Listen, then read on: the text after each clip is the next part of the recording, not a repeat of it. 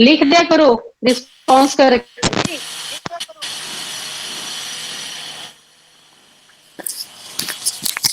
थोड़ी आवाज शुरू करिए। कट रही है। हाँ जी हाँ जी।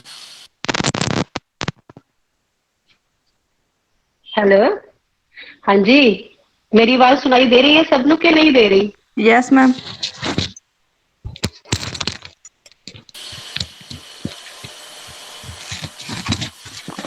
आवाज सुनाई दे रही है? हाँ जी हाँ जी मैडम, आ रही है आवाज। मेरी आवाज ऑडिबल है कि नहीं है? प्लीज एक बार मैंने चैट बॉक्स च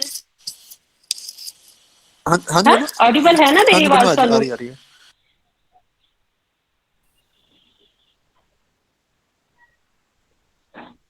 हाँ जी ठीक है बच्चे, ओके ओके ओके ठीक है बेटा।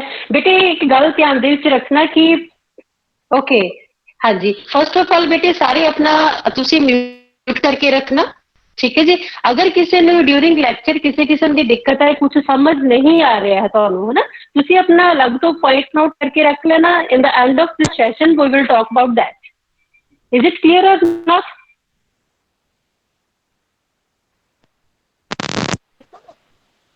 जो जो टॉपिक अज ਤੁਹਾਡੇ ਨਾਲ डिस्कस कर रही है ना बेटे, ਉਹ ਤੁਹਾਡੇ फर्स्ट यूनिट फर्स्ट सैक्शन ਜਿਹੜਾ ਹੈਗਾ ਨਾ, ਉਸਦਾ ਇਹ ਸੈਸ਼ਨ ਦੇ ਵਿੱਚ ਹੈਗਾ ਤੁਹਾਡੇ ਮਾਰਕਸ ਦਾ ਹੈਗਾ ਕਿ ਪੋਲੀਟੀਕਲ ਐਨਾਲਿਸਿਸ ਕਰਾਂਗੇ ਆਪਾਂ। ਅੰਡਰ ਦਿਸ ਅਸੀਂ ਲੋਕ ਪੜਾਂਗੇ ਕਿ ਮਾਰਕਸ ਦੀ ਪੋਲੀਟੀਕਲ ਇਕਨੋਮੀ ਉਹਨਾਂ ਨੇ ਬੇਸਿਕ ਕਨਸੈਪਟਸ ਕੀ ਦਿੱਤੇ ਹੈਗੇ ਨੇ ਮਾਰਕਸ ਦੇ, ਉਸ ਤੇ ਕੈਪੀਟਲਿਜ਼ਮ ਬਾਰੇ ਪੜਾਂਗੇ, ਉਹਨਾਂ ਦੀ ਕੀ ਮੈਥਡੋਲੋਜੀ ਰਹੀ ਹੈ ਉਸ ਦੇ ਬਾਰੇ ਅਸੀਂ ਦੇਖਾਂਗੇ। ਕੈਪੀਟਲਿਜ਼ਮ ਦੇ ਵਿੱਚ ਕੁਝ ਮੇਨ ਚੀਜ਼ਾਂ ਸੀਗੀਆਂ ਕਿ ਕਮੋਡਿਟੀ ਨੂੰ ਲੈ ਕੇ ਜਾਂ ਲੇਬਰ ਨੂੰ ਲੈ ਕੇ, ਕਿਉਂਕਿ ਬੇਟੇ ਉਸ ਤੋਂ ਪਹਿਲਾਂ ਮੈਂ ਤੁਹਾਨੂੰ ਇੱਕ ਗੱਲ ਦੱਸਣਾ ਚਾਹਾਂਗੀ ਕਿ सोसाइटी ਦੇ ਵਿੱਚ ਤੁਸੀਂ ਪਹਿਲਾਂ ਦੇਖੋ ਇਕਨੋਮਿਕਸ ਤੁਸੀਂ ਸਾਰੇ ਪੜ੍ਹਦੇ ਆ ਰਹੇ ਹੋ, ਤਕਰੀਬਨ ਤੁਹਾਡਾ ਦੂਸਰਾ ਸਾਲ ਹੈ, ਤੇ ਉਹਦੇ ਵਿੱਚ ਕੀ ਹੈਗਾ ਕਿ ਤੁਸੀਂ ਪਹਿਲਾਂ ਪੜ੍ਹਿਆ ਹੋਏਗਾ ਇਸ ਦੇ ਵਿੱਚ ਕੈਪੀਟਲਿਜ਼ਮ, ਜੋ ਕਿ ਐਡਮ ਸਮਿਥ ਨੇ ਦਿੱਤਾ ਸੀਗਾ, ਠੀਕ ਹੈ ਨਾ। ਤਾਂ ਕੈਪੀਟਲਿਜ਼ਮ ਦੇ ਵਿੱਚ ਤੁਸੀਂ ਕੀ ਪੜ੍ਹਿਆ ਹੈਗਾ ਸਾਰਿਆਂ ਨੇ ਕਿ ਕੈਪੀਟਲਿਸਟਿਕ ਸੁਸਾਇਟੀ ਹੁੰਦੀ ਹੈਗੀ ਆ, ਇਹਦੇ ਵਿੱਚ ਗੈਪ ਬਹੁਤ ਜ਼ਿਆਦਾ ਹੁੰਦਾ ਰਿਚ ਔਰ ਪੂਅਰ ਦਾ। ਜਦੋਂ ਕੋਈ ਚੀਜ਼ ਆਪਣੇ ਪੂਰੇ ਪੀਕ ਤੇ ਪਹੁੰਚਦੀ ਹੈ ਨਾ, ਉਸ ਤੋਂ ਬਾਅਦ ਉਸ ਦਾ ਨੀਚੇ ਆਉਣਾ ਤੈਅ ਹੈ। ਉਸ ਤੋਂ ਬਾਅਦ ਜਦੋਂ ਇਸ ਕੀ ਹੁੰਦਾ, ਐਕਸਪਲੋਇਟ ਬਹੁਤ ਹੁੰਦਾ ਨਾ, ਜਿਹੜੀ ਲੇਬਰ ਕਲਾਸ ਹੁੰਦੀ ਹੈ ਉਸ ਦੀ ਐਕਸਪਲੋਇਟੇਸ਼ਨ ਜਿਹੜੀ ਹੈਗੀ ਬਹੁਤ ਜ਼ਿਆਦਾ ਹੁੰਦੀ ਹੈਗੀ ਹੈ। ਤੇ ਉਸ ਤੋਂ ਬਾਅਦ ਜਦੋਂ ਜਦੋਂ ਐਕਸਪਲੋਇਟੇਸ਼ਨ ਹੁੰਦੀ ਹੈ, ਉੱਥੇ ਰਿਵੋਲਟ ਦਾ ਆਉਣਾ ਬਹੁਤ ਜ਼ਰੂਰੀ ਹੈ। ਰਿਵੋਲਟ ਜ਼ਰੂਰ ਹੁੰਦਾ ਹੀ ਹੁੰਦਾ। ਜਦੋਂ ਰਿਵੋਲਟ ਆਇਆ ਤੇ ਰਿਵੋਲਟ ਆਉਂਦੇ ਨਾ ਕਮਿਊਨਿਸਟ ਪਾਰਟੀ ਜਿਹੜੀ ਹੈਗੀ ਹੈ ਨਾ, ਉਹ ਆਉਂਦੀ ਹੈਗੀ ਹੈ। ਕਮਿਊਨਿਸਟ ਲੋਕ ਜਿਹੜੇ ਆਉਂਦੇ ਨੇ, ਤੇ ਇਹ ਕੀ ਹੈ, ਜਦੋਂ ਅਸੀਂ ਕਾਰਲ ਮਾਰਕਸ ਦੀ ਗੱਲ ਕਰਦੇ, ਕੈਪੀਟਲਿਜ਼ਮ ਦੀ ਗੱਲ ਕਰਦੇ ਹਾਂ, ਪਰ ਇਹਨਾਂ ਨੇ ਲੇਬਰ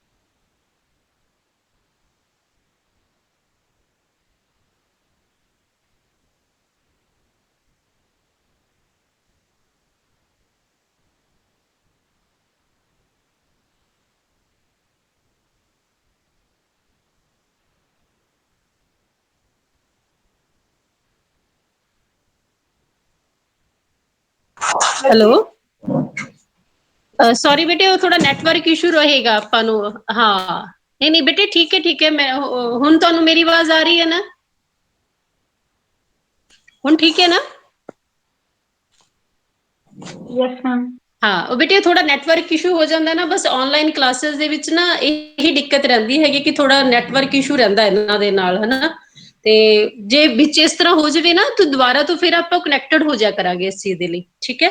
ਤੇ ਮੈਂ ਤੁਹਾਨੂੰ ਦੱਸ ਰਹੀ ਸੀ ਕਿ ਕਾਰਲ ਮਾਰਕਸ ਦੇ ਬਾਰੇ ਵਿੱਚ ਆਪਾਂ ਗੱਲ ਕਰਨ ਜਾ ਰਹੇ ਸੀਗੇ ਕਿ ਕਮਿਊਨਿਸਟ ਪਾਰਟੀ ਜਦੋਂ ਕਮਿਊਨਿਸਟ ਆਉਂਦੇ ਹੈਗੇ ਆ ਨਾ, ਉਹਦੇ ਵਿੱਚ ਕੀ ਹੁੰਦਾ ਹੈਗਾ ਕਿ ਕੈਪੀਟਲਿਜ਼ਮ ਜਿਹੜਾ ਹੈਗਾ ਉਸਦੇ ਲਈ ਉਸਦੇ ਅਗੇਂਸਟ ਰਿਵੋਲਟਸ ਚੱਲਦੇ ਹੈਗੇ ਨੇ। ਰਿਵੋਲਟਸ ਇਨ ਦਾ ਸੈਂਸ ਕਿ ਉਹਦੇ ਚ ਜੋ ਐਕਸਪਲੋਇਟੇਸ਼ਨ ਹੋ ਰਹੀ ਹੁੰਦੀ ਹੈ ਨਾ, ਉਹ ਐਕਸਪਲੋਇਟੇਸ਼ਨ ਨੂੰ ਉਹ ਵਰਕਰਸ ਜਿਹੜੇ ਹੈਗੇ ਨੇ ਉਹ ਐਕਸਪਲੋਇਟ ਨਾ ਹੋਣ, ਉਹਨਾਂ ਨੂੰ ਕਿਵੇਂ ਬਚਾਇਆ ਜਾ ਸਕਦਾ ਹੈਗਾ, ਉਸਦੇ ਲਈ ਵਰਕ ਕਰਦੇ ਹੈਗੇ ਨੇ। ਠੀਕ ਹੈ ਜੀ। ਤੇ ਅੱਜ ਅਸੀਂ ਇਹਦੇ ਵਿੱਚ ਇਹੀ ਪੜਾਂਗੇ ਕਿ ਮਾਰਕਸਿਜ਼ਮ ਜਿਹੜਾ ਹੈਗਾ ਕਿੱਥੇ ਕਿੱਥੇ ਕਿਵੇਂ ਕਿਵੇਂ ਵਰਕ ਕਰਦਾ, ਉਹਦਾ ਕੈਪੀਟਲਿਜ਼ਮ ਕਿਸ ਤਰ੍ਹਾਂ ਦਾ ਸੀਗਾ, ਉਹਨਾਂ ਨੇ ਕਿਸ ਤਰ੍ਹਾਂ ਦੇ ਲਾਅ ਦਿੱਤੇ ਹੈਗੇ ਆ। ਉਹ ਕਮੋਡਿਟੀ ਨੂੰ ਬਹੁਤ ਪ੍ਰੋਡਕਸ਼ਨ ਆਫ ਕਮੋਡਿਟੀ ਦੇ ਉੱਤੇ ਕਾਫੀ ਸਟ੍ਰੈਸ ਦਿੰਦੇ ਸੀ, ਕਾਫੀ ਸਾਰੇ ਲਾਅ ਦਿੱਤੇ ਆ, ਪਰ ਸਾਡੇ ਸਿਲੇਬਸ ਦੇ ਵਿੱਚ ਲੇਬਰ ਲਾਅ ਹੈਗਾ, ਲਾਅ ਆਫ ਵੈਲਿਊ ਹੈਗੇ ਆ।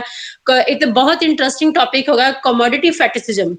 ਠੀਕ ਹੈ ਜੀ। ਸਰਪਲਸ ਵੈਲਿਊ ਦਾ ਦਿੱਤਾ, ਸੋਸ਼ੋ ਇਕਨੋਮਿਕ ਕ੍ਰਾਈਸਿਸ ਉਸ ਟਾਈਮ ਦੇ ਉੱਤੇ ਕਿਸ ਤਰ੍ਹਾਂ ਦੇ ਸੀਗੇ ਉਹ ਰਹੇ ਨੇ, ਕੰਟਰਾਡਿਕਸ਼ਨ ਜਿਹੜੀ ਹੈਗੀ ਆ ਉਹ ਰਹੇਗੀ ਕਿ ਥਰਡ ਵਰਡ ਕੈਪੀਟਲਿਜ਼ਮ, ਜਿਹੜੇ ਇਹਨਾਂ ਸਾਰਿਆਂ ਦੇ ਬਾਰੇ ਪੜਾਂਗੇ। First of all we will talk about the brief history of Karl Marx. Karl Marx ਬੇਟੇ ਤੁਹਾਨੂੰ ਸਭ ਨੂੰ ਪਤਾ ਹੀ ਆ ਕਿ ਕਾਰਲ ਮਾਰਕਸ 1818 ਤੋਂ ਲੈ ਕੇ ਇਹਨਾਂ ਦਾ ਜਿਹੜਾ ਟਾਈਮ ਪੀਰੀਅਡ ਸੀ, ਅਲਾਈਵ ਪੀਰੀਅਡ ਜਿਹਨੂੰ ਆਪਾਂ ਕਹਿ ਸਕਦੇ ਹਾਂ ਨਾ, ਉਹਨਾਂ ਦਾ ਉਹ ਸੀਗਾ। ਤੇ ਇਹ ਜਰਮਨ ਦੇ ਜੈਵਿਸ਼ ਫੈਮਿਲੀ ਦੇ ਨਾਲ ਬਿਲੋਂਗ ਕਰਦੇ ਸੀਗੇ। ਠੀਕ ਹੈ ਜੀ। PhD ਹੋਲਡਰ ਸੀਗੇ, ਬਹੁਤ ਵਧੀਆ ਸੀਗੇ, ਜਰਨਲਿਜ਼ਮ ਸੀਗੇ, ਚਾਹੇ ਉਹਨਾਂ ਨੇ PhD ਦਾ ਵਰਕ ਆਪਣਾ ਡੈਜ਼ੀਟੇਸ਼ਨ ਜਿਹੜਾ ਹੈਗਾ ਉਹਨਾਂ ਨੇ ਆਪਣਾ ਜੈਨਾ ਦੇ ਵਿੱਚ ਲਿਖਿਆ ਸੀਗਾ। ਤੇ ਉਹ ਕਾਫੀ ਜ਼ਿਆਦਾ ਇੰਡਲਜ ਰਹੇ ਸੀਗੇ ਆਪਣੀਆਂ ਰੈਡੀਕਲ ਜਰਨਲਿਜ਼ਮ। ਬਹੁਤ ਸਾਰੀ ਜਿਹੜੀ ਪੋਸਟ ਕਲਾਸ ਸੀਗੀ ਉਹਨਾਂ ਤੋਂ ਕਾਫੀ ਕਹਿ ਲਓ ਹਾਇਰ ਅਥਾਰਟੀਜ਼ ਸੀਗੀਆਂ ਨਾ, ਉਹਨਾਂ ਤੋਂ ਕਾਫੀ ਜ਼ਿਆਦਾ ਇਰੀਟੇਟ ਸੀਗੀਆਂ। ਤੇ ਇਹਦੇ ਲਈ ਉਹਨਾਂ ਨੂੰ ਅਲੱਗ-ਅਲੱਗ ਕਈ ਵਾਰੀ ਨਾ ਕੰਟਰੀਜ਼ ਦੇ ਵਿੱਚੋਂ ਇਨ ਦਾ ਐਂਡ ਉਹ 1849 ਦੇ ਵਿੱਚ ਉਹ ਇੰਗਲੈਂਡ ਦੇ ਵਿੱਚ ਜਾ ਕੇ ਸੈਟਲ ਹੋਏ ਤੇ ਉੱਥੇ ਉਹਨਾਂ ਨੇ ਆਪਣਾ ਵਰਕ ਜਿਹੜਾ ਹੈਗਾ ਨਾ ਉਹ ਕਰਨਾ ਜਿਹੜਾ ਹੈਗਾ ਉਹਨਾਂ ਦਾ ਕਾਫੀ ਲਾਈਫ ਥਰੂ ਆਊਟ ਉਹ ਕੰਮ ਕਰਦੇ ਰਹੇ, ਪਰ ਫਿਰ ਵੀ ਇੰਨਾ ਕੰਮ ਕਰਨ ਦੇ ਬਾਵਜੂਦ ਵੀ ਨਾ ਉਹ ਆਪਣੀ ਲਾਈਫ ਦੇ ਵਿੱਚ ਪਾਵਰਟੀ ਤੋਂ ਸਫਰ ਕਰਦੇ, ਥੋੜੀ ਪਾਵਰਟੀ ਗਰੀਬੀ, ਕਿਉਂਕਿ ਉਹਨਾਂ ਦੇ ਅਗੇਂਸਟ ਬਹੁਤ ਲੋਕ ਸੀ। ਜਦੋਂ ਆਪਾਂ ਸੁਸਾਇਟੀ ਦੇ ਅਗੇਂਸਟ ਹੋ ਕੇ ਕੋਈ ਕੰਮ ਕਰਾਂਗੇ ਤਾਂ ਲੋਕ ਆਪਾਂ ਨੂੰ ਐਪਰੀਸ਼ੀਏਟ ਘੱਟ ਕਰਦੇ ਹੈਗੇ ਨੇ, ਹਨਾ। ਤੇ ਉਹ ਥੋੜੇ ਸੁਸਾਇਟੀ ਤੋਂ ਹਟ ਕੇ ਕੰਮ ਕੀਤਾ ਸੀਗਾ ਉਹਨਾਂ ਨੇ, ਪਰ ਉਸਦੇ ਫਰੂਟਸ ਉਹਨਾਂ ਨੂੰ ਬਾਅਦ ਦੇ ਵਿੱਚ ਜ਼ਰੂਰ ਮਿਲੇ ਹੈਗੇ, ਫਰੂਟਫੁਲ ਉਹਨਾਂ ਦਾ ਰਿਜ਼ਲਟਸ ਜਿਹੜੇ ਹੈਗੇ ਆ ਉਹ ਰਹੇ। ਉਹਨਾਂ ਦਾ ਇੱਕ ਬਹੁਤ ਗ੍ਰੇਟ ਵਰਕ ਹੈ, ਤੁਸੀਂ ਸਾਰੇ ਸ਼ਾਇਦ ਜਾਣਦੇ ਹੋਗੇ, ਅਗਰ ਪਤਾ ਹੈ ਫਟਾਫਟ ਚੈਟ ਬਾਕਸ ਵਿੱਚ ਲਿਖ ਕੇ ਦਿਓ, ਫਟਾਫਟ ਚੈਟ ਬਾਕਸ ਵਿੱਚ ਲਿਖ ਕੇ ਦਿਓ ਕਿ ਉਹਨਾਂ ਨੇ ਇੱਕ ਬੁੱਕ ਲਿਖੀ ਸੀ। What is the name of that book? Yes, right in the chat box.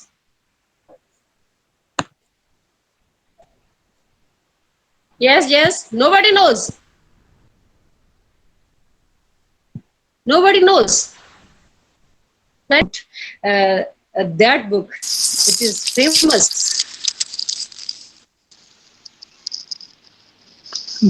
Das Kapitel. Okay.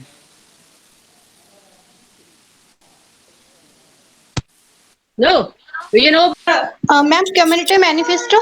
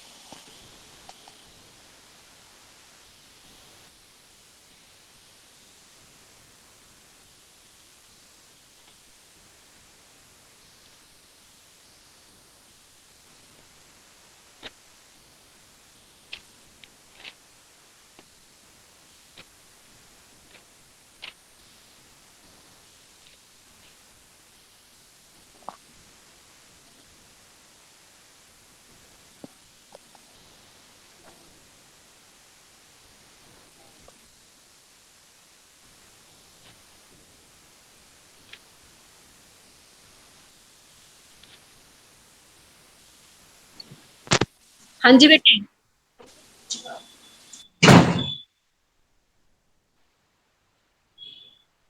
बेटे आवाज आ रही है?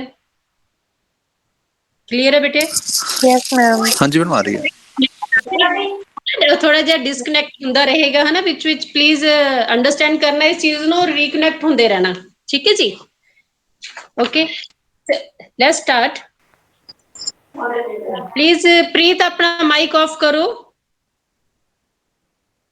ਹਾਂਜੀ, ਅਗਰ ਅਸੀਂ ਉਹਨਾਂ ਦੀ ਬੁੱਕ ਤੋਂ ਬਾਅਦ ਗੱਲ ਕਰਦੇ ਹੈਗੇ ਕਿ ਉਹਨਾਂ ਨੇ ਆਪਣੀ ਉਹਨਾਂ ਦੀ ਜਿਹੜੀ ਬੇਸਿਕ ਥਿਊਰੀ ਸੀਗੀ ਉਹਦੇ ਬਾਰੇ ਦੇ ਵਿੱਚ ਅਸੀਂ ਗੱਲ ਕਰਦੇ ਹੈਗੇ ਕਿ ਬੇਸਿਕ ਥਿਊਰੀ ਕਿਸ ਤਰ੍ਹਾਂ ਦੀ ਸੀ ਉਹਨਾਂ ਦੀ, ਕਿ ਜਿਹੜੇ ਮਾਰਕਸ ਸੀਗੇ ਨਾ, ਵਾਈਡਲੀ ਜਿਹੜਾ talked about the capital, frequently quoted ਸੀਗੇ ਕਿ ਉਹ ਉਹਨਾਂ ਦੀ ਇੰਪ੍ਰੈਸ, ਉਹਨਾਂ ਦੇ ਕੋਲੋਂ ਚਾਹੇ ਮਾਰਕਸ ਨੂੰ ਮੰਨਣ ਵਾਲੇ ਲੋਕ ਸੀਗੇ ਤੇ ਚਾਹੇ ਮਾਰਕਸ ਨੂੰ ਨਹੀਂ ਮੰਨਣ ਵਾਲੇ ਲੋਕ ਸੀ, ਦੋਨੋਂ ਹੀ ਉਹਨਾਂ ਤੋਂ ਕਿਸੇ ਨਾ ਕਿਸੇ ਤਰ੍ਹਾਂ ਇੰਪ੍ਰੈਸ ਸੀ, ਚਾਹੇ ਉਹਨਾਂ ਦੇ ਕ੍ਰਿਟਿਕ ਸੀਗੇ ਤੇ ਚਾਹੇ ਉਹਨਾਂ ਦੇ ਫੇਵਰ ਦੇ ਵਿੱਚ ਗੱਲ ਕਰਨ ਵਾਲੇ ਸੀ ਨਾ, ਉਹ ਦੋਨੋਂ ਹੀ ਉਹਨਾਂ ਦੇ ਨਾਲ ਕਾਫੀ ਜ਼ਿਆਦਾ ਅਟੈਚ ਸੀਗੇ ਸਾਰੇ ਦੇ ਸਾਰੇ। ਉਹਨਾਂ ਨੇ ਮੇਨ ਕਨਸੈਪਟ ਜਿਹੜਾ ਦਿੱਤਾ ਸੀਗਾ ਸਾਨੂੰ, ਉਹ ਸੀਗਾ ਉਹਨਾਂ ਦਾ ਕਮੋਡਿਟੀ ਦਾ। ਕਮੋਡਿਟੀ ਦੀ ਅਗਰ ਅਸੀਂ ਗੱਲ ਕਰੀਏ, ਕਮੋਡਿਟੀ ਦੀ ਗੱਲ ਕਰ ਲਓ, ਲੇਬਰ ਦੀ ਗੱਲ ਕਰ ਲਓ, ਲੇਬਰ ਦੇ ਵਿੱਚ ਅਗਰ ਅਸੀਂ ਉਹਨਾਂ ਦੇ ਪੀਰੀਅਡ ਦੇ ਕੈਪੀਟਲਿਜ਼ਮ ਦੇ ਪੀਰੀਅਡ ਦੇ ਵਿੱਚ ਅਗਰ ਅਸੀਂ ਲੇਬਰ ਦੀ ਗੱਲ ਕਰੀਏ ਤਾਂ ਲੇਬਰ ਨੂੰ ਉਹ ਦੋ ਤਰ੍ਹਾਂ ਦੇ ਨਾਲ ਉਹਨਾਂ ਦਾ ਸੀਗਾ, ਕੀ ਸੀਗਾ ਕਿ ਲੇਬਰ ਕੈਪੀਟਲਿਜ਼ਮ ਸੁਸਾਇਟੀ ਦੇ ਵਿੱਚ ਜਿਹੜੀ ਕਲਾਸ ਸੀਗੀ, ਸੁਸਾਇਟੀ ਸੀ, ਦੋ ਪਾਰਟਸ ਦੇ ਵਿੱਚ ਡਿਵਾਈਡਡ ਸੀਗੀ। ਦੋ ਪਾਰਟਸ ਵਿੱਚ ਡਿਵਾਈਡਡ ਕਿਸ ਤਰ੍ਹਾਂ ਸੀਗੀ ਕਿ ਇੱਕ ਤਾਂ ਉਹਨਾਂ ਦੀ ਸੁਸਾਇਟੀ ਉਹ ਸੀਗੀ ਜਿਹੜੇ ਕੈਪੀਟਲਿਸਟਿਕ ਸੀਗੇ, ਦੂਸਰੇ ਉਹ ਲੋਕ ਸੀਗੇ ਜਿਹੜੇ ਲੇਬਰ ਕਲਾਸ ਸੀ, ਜਾਂ ਅਸੀਂ ਕਹਿ ਸਕਦੇ ਕਿ ਵਰਕਰ ਕਲਾਸ ਜਿਹੜੀ ਹੈਗੀ ਆ। ਤੇ ਸ਼ੁਰੂ ਤੋਂ ਇਹ ਹੁੰਦਾ ਹੈ ਕਿ ਕੈਪੀਟਲ ਕਲਾਸ ਜਿਹੜੀ ਹੁੰਦੀ ਹੈ, ਕੈਪੀਟਲ ਕਲਾਸ ਮਤਲਬ ਪੌਸ਼ ਕਲਾਸ ਹੁੰਦੀ ਹੈ, ਰਿਚ ਕੈਟਾਗਰੀ ਜਿਹੜੀ ਹੁੰਦੀਆਂ ਹੈਗੀਆਂ ਨੇ, ਹਨਾ। ਤੇ ਉਹ ਲੋਕ ਕੀ ਕਰਦੇ ਸੀਗੇ, ਉਹ ਲੇਬਰ ਜਿਹੜੀ ਹੈਗੀ ਸੀਗੀ ਉਹਨਾਂ ਨੂੰ ਐਕਸਪਲੋਇਟ ਕਰਦੇ ਸੀਗੇ, ਤੇ ਇਸੇ ਐਕਸਪਲੋਇਟੇਸ਼ਨ ਤੋਂ ਬਚਾਉਣ ਦੀ ਗੱਲ ਉਹਨਾਂ ਨੇ ਇਹਦੇ ਵਿੱਚ ਕੀਤੀ ਸੀ। ਮਤਲਬ ਇਹ ਦੋ ਤਰ੍ਹਾਂ ਦੇ ਨਾਲ ਕਲਾਸ ਡਿਵਾਈਡ ਹੁੰਦੀ ਸੀ, ਕੈਪੀਟਲਿਸਟਿਕ ਹੁੰਦੇ ਸੀਗੇ ਤੇ ਦੂਸਰੇ ਹੁੰਦੇ ਸੀ ਵਰਕਰ ਕਲਾਸ ਹੁੰਦੀ ਸੀਗੀ। ਕੈਪੀਟਲਿਸਟਿਕ ਦੇ ਕੋਲੇ ਫਰਕ ਕੀ ਸੀ, ਜਿਹੜੇ ਕੈਪੀਟਲਿਸਟਿਕ ਹੁੰਦੇ ਉਹਨਾਂ ਦੇ ਕੋਲ ਆਪਣੇ ਮੀਨਸ ਆਫ ਪ੍ਰੋਡਕਸ਼ਨ ਹੁੰਦੇ ਸੀਗੇ, ਤੇ ਪਰ ਜਿਹੜੀ ਲੇਬਰ ਕਲਾਸ ਹੁੰਦੀ ਸੀਗੀ ਉਹਨਾਂ ਦੇ ਕੋਲ ਆਪਣੇ ਮੀਨਸ ਆਫ ਪ੍ਰੋਡਕਸ਼ਨ ਜਿਹੜੇ ਹੈਗੇ ਆ ਉਹ ਨਹੀਂ ਸੀ ਹੁੰਦੇ ਹੈਗੇ। ਉਹਨਾਂ ਨੂੰ ਉਹ ਆਪਣੀਆਂ ਜੋ ਸਰਵਿਸਿਜ਼ ਜਿਹੜੀਆਂ ਹੁੰਦੀਆਂ ਨੇ, ਉਹ ਆਪਣੀਆਂ ਸਰਵਿਸਿਜ਼ ਕੈਪੀਟਲਿਸਟਿਕ ਜਿਹੜੇ ਹੁੰਦੇ ਨੇ ਉਹਨਾਂ ਨੂੰ ਆਪਣੀਆਂ ਸਰਵਿਸਿਜ਼ ਸੇਲ ਕਰਦੇ ਸੀ, ਤੇ ਉਸਦੇ ਬਦਲੇ ਦੇ ਵਿੱਚ ਉਹਨਾਂ ਨੂੰ ਕੀ ਮਿਲਦਾ ਸੀ, ਵੇਜ ਮਿਲਦਾ ਸੀਗਾ। ਤੇ ਹੁੰਦਾ ਕੀ ਸੀਗਾ, ਕਮੋਡਿਟੀ ਹੈਗੀ ਹੈ ਜਿਹੜੀ ਫਰਮ ਦਾ unit of production in the capitalistic society. Commodity ਨੂੰ ਉਹਨਾਂ ਨੇ ਡਿਫਾਈਨ ਕਿਵੇਂ ਕੀਤਾ ਸੀ, ਕਮੋਡਿਟੀ ਜਿਹੜੀ ਹੈਗੀ ਹੈ ਦੋ ਚੀਜ਼ਾਂ ਲੈ ਕੇ ਚੱਲਦੀ ਹੈ ਬੇਟੇ। ਪਹਿਲੀ ਹੁੰਦੀ ਸੀ use value, the other one is exchange value. Use value ਹੁੰਦੀ ਹੈ ਕਿ ਉਹ ਚੀਜ਼ ਕਿੰਨੀ ਕੁ ਸਾਡੇ ਲਈ ਯੂਜ਼ਫੁਲ ਹੈ, ਕਿ ਅਸੀਂ ਕਿਸੇ ਚੀਜ਼ ਨੂੰ ਜਦੋਂ ਲੈਂਦੇ, ਅਗਰ ਸਾਡੇ ਲਈ ਉਹ ਯੂਜ਼ਫੁਲ ਹੈਗੇ, ਸਾਡੇ ਲਈ ਉਸਦੇ ਮਾਇਨੇ ਹੈਗੇ। ਯੂਜ਼ਫੁਲ ਮਤਲਬ ਯੂਟਿਲਿਟੀ, ਉਸ ਚੀਜ਼ ਦੀ ਕਿ ਸਾਡੇ ਕੋਲ ਕੋਈ ਯੂਟਿਲਿਟੀ, ਸਾਡੇ ਲਈ ਕੋਈ ਯੂਟਿਲਿਟੀ ਹੈ ਕਿ ਉਹ ਚੀਜ਼ ਸਾਡੇ ਲਈ ਯੂਜ਼ਫੁਲ ਹੈ। ਅਗਰ ਉਸਨੂੰ ਅਸੀਂ ਕੰਜ਼ਿਊਮ ਕਰਦੇ ਹਾਂ ਉਸ ਚੀਜ਼ ਨੂੰ, ਉਸ ਤੋਂ ਬਾਅਦ ਸਾਨੂੰ ਕੋਈ ਸੈਟਿਸਫੈਕਸ਼ਨ ਹੁੰਦੀ ਹੈ ਕਿ ਨਹੀਂ ਹੁੰਦੀ ਹੈ, ਦੈਟ ਇਜ਼ ਕਾਲਡ ਯੂਟਿਲਿਟੀ। ਠੀਕ ਹੈ ਨਾ। ਯੂਟਿਲਿਟੀ ਦੇ ਵਿੱਚ ਉਹ ਕੀ ਆ ਕਿ ਜਦੋਂ ਅਸੀਂ ਯੂਜ਼ ਵੈਲਿਊ ਦੀ ਗੱਲ ਕਰਦੇ ਹੈਗੇ ਤਾਂ ਯੂਜ਼ ਵੈਲਿਊ ਦੇ ਵਿੱਚ ਕੀ ਆ ਕਿ ਉਸਦੀ ਕੋਈ ਨਾ ਕੋਈ ਯੂਟਿਲਿਟੀ ਹੁੰਦੀ ਹੈਗੀ ਹੈ, ਉਹ ਸਾਡੇ ਲਈ ਯੂਜ਼ਫੁਲ ਹੁੰਦੀ ਹੈ। ਪਲੀਜ਼ ਮਾਈਕ ਆਫ ਰੱਖਣਾ ਆਪਣਾ ਪਲੀਜ਼। ਤੇ other one is exchange value. Exchange value ਹੁੰਦੀ ਹੈ ਕਿ quantitative relation with other commodities। quantitative relation ਮਤਲਬ ਕੀ ਹੁੰਦਾ ਕਿ ਐਕਸਚੇਂਜ ਕਰਨਾ, ਕਿਸੇ ਇੱਕ ਚੀਜ਼ ਨੂੰ ਦੂਸਰੀ ਚੀਜ਼ ਦੇ ਵਿੱਚ ਐਕਸਚੇਂਜ ਕਰਨਾ ਹੁੰਦਾ ਹੈਗਾ, ਹਨਾ। ਕਿ ਇੱਕ ਚੀਜ਼ ਨੂੰ ਖਰੀਦਣ ਦੇ ਲਈ ਜਦੋਂ ਅਸੀਂ ਉਸਦੇ ਅਗੇਂਸਟ ਕੋਈ ਹੋਰ ਚੀਜ਼ ਜਿਹੜੀ ਹੈਗੀ ਆ ਉਸਨੂੰ ਦਿੰਦੇ ਆ, that is called exchange, exchange value. ਹੁਣ ਅਗਰ ਅਸੀਂ ਕੈਪੀਟਲਿਸਟਿਕ ਸੁਸਾਇਟੀ ਦੇ ਵਿੱਚ ਗੱਲ ਕਰਦੇ ਹੈਗੇ, ਆਪਣੀਆਂ ਕਾਪੀਜ਼ ਪਲੀਜ਼ ਨਾਲੋਂ ਨਾਲ ਰੱਖਣਾ, ਆਪਣੇ ਸਾਨੋਪਸਿਸ ਲੈਂਦੇ ਜਾਣਾ, ਕਿਉਂਕਿ ਅਗਰ ਬੇਟੇ ਤੁਸੀਂ ਸਾਨੋਪਸਿਸ ਆਪਣੇ ਨਹੀਂ ਲਓਗੇ ਨਾ ਨਾਲੋਂ ਨਾਲ ਤਾਂ ਤੁਹਾਨੂੰ ਦਿੱਕਤ ਆਏਗੀ, ਕਿਉਂਕਿ ਕੁਝ ਚੀਜ਼ਾਂ ਐਸੀਆਂ ਹੋਣਗੀਆਂ ਕਿ ਜਿਹੜੀਆਂ ਮੈਂ ਤੁਹਾਨੂੰ ਨਾਲੋਂ ਨਾਲ ਨੋਟ ਕਰਵਾਵਾਂਗੀ। ਠੀਕ ਹੈ ਕਿ ਨਹੀਂ। ਸੋ ਦੈਟ ਆਪਣਾ ਕਾਪੀ ਪੈਨ ਆਪਣੇ ਕੋਲ ਰੱਖਣਾ, ਚੀਜ਼ਾਂ ਨਾਲੋਂ ਨਾਲ ਮੇਰੀਆਂ ਨੋਟ ਕਰਦੇ ਜਾਣਾ। ਠੀਕ ਹੈ ਜੀ।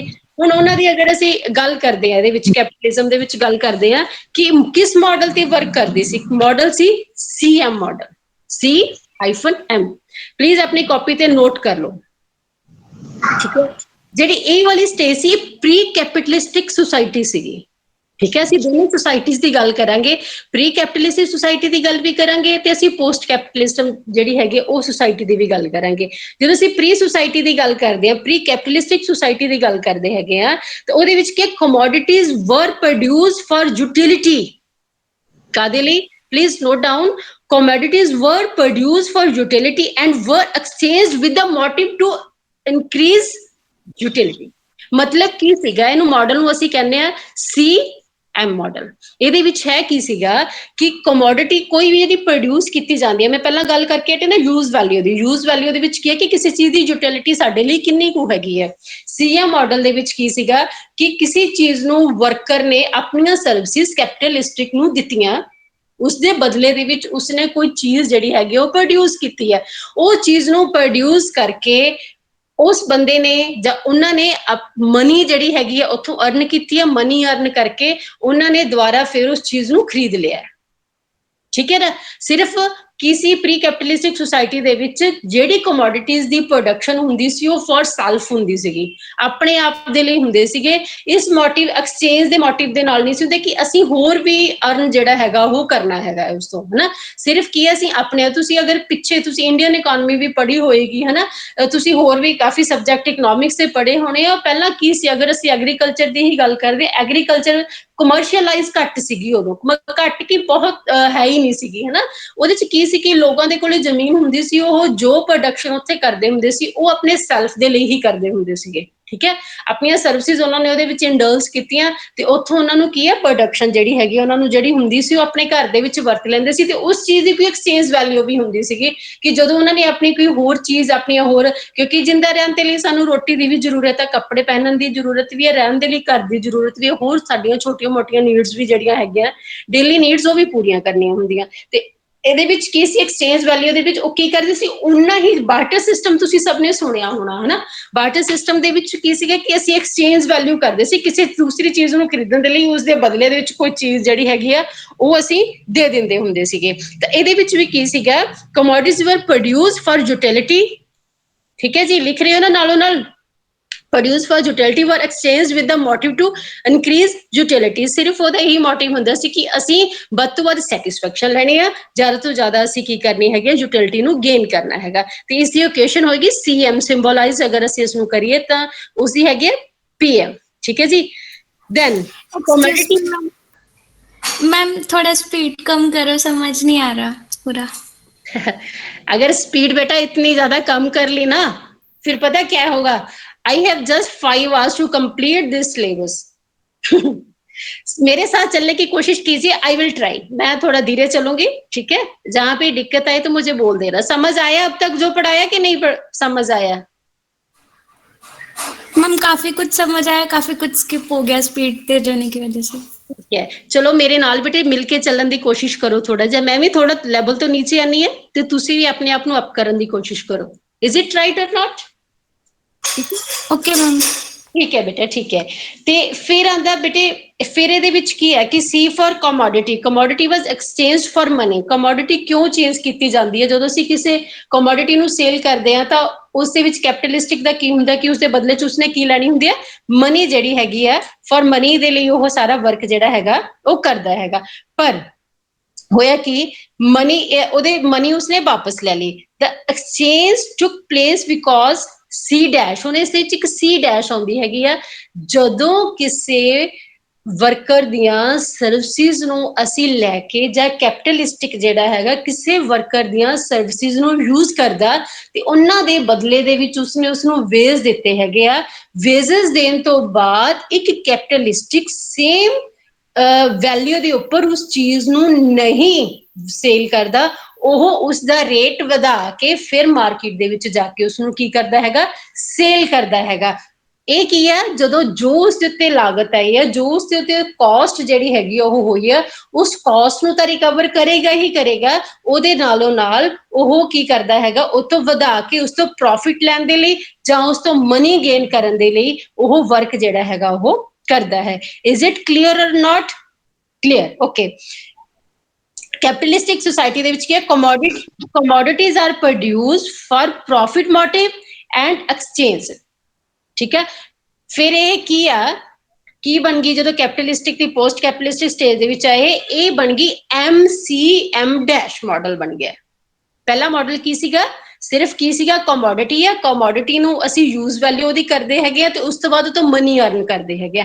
ਪੋਸਟ ਕੈਪੀਟਲਿਸਟਿਕ ਦੇ ਸਟੇਜ ਦੇ ਵਿੱਚ ਕੀ ਆ ਗਿਆ, ਇਹ ਥੋੜਾ ਚੇਂਜ ਹੋ ਗਿਆ, MCM ਦੇ ਵਿੱਚ ਇਹ ਕਨਵਰਟ ਹੋ ਗਿਆ। C ਮਤਲਬ, C ਦਾ ਇੱਥੇ ਮਤਲਬ ਕੀ ਹੈਗਾ, ਕਮੋਡਿਟੀ।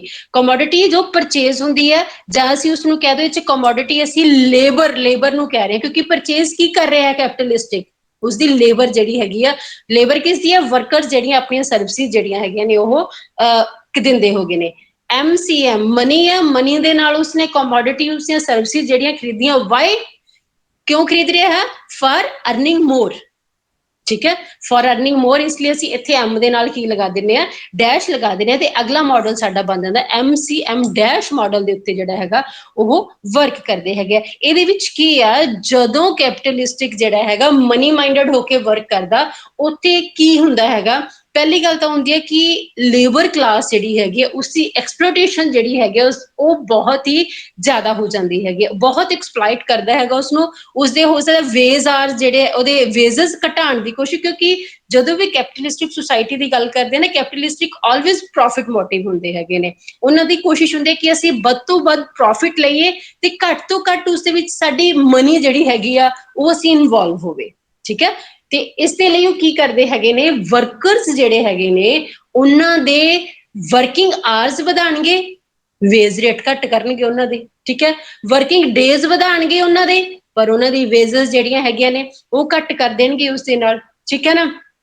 ਜਾਂ ਕੀ ਹੋਏਗਾ ਕਿ ਉਹਨਾਂ ਨੂੰ ਓਨਾ ਹੀ ਜਿਹੜੀ ਉਹਨਾਂ ਦੀ ਵੇਜ ਰੇਟ ਦਿੱਤਾ ਜਾਂਦਾ ਜਿੰਨਾ ਕਿ ਜਿਸ ਦੇ ਨਾਲ ਕਿ ਉਹ ਆਪਣੀ ਜ਼ਿੰਦਗੀ ਨੂੰ, ਆਪਣੀ ਲਾਈਫ ਨੂੰ ਸਸਟੇਨ ਕਰਕੇ ਰੱਖ ਸਕਣ।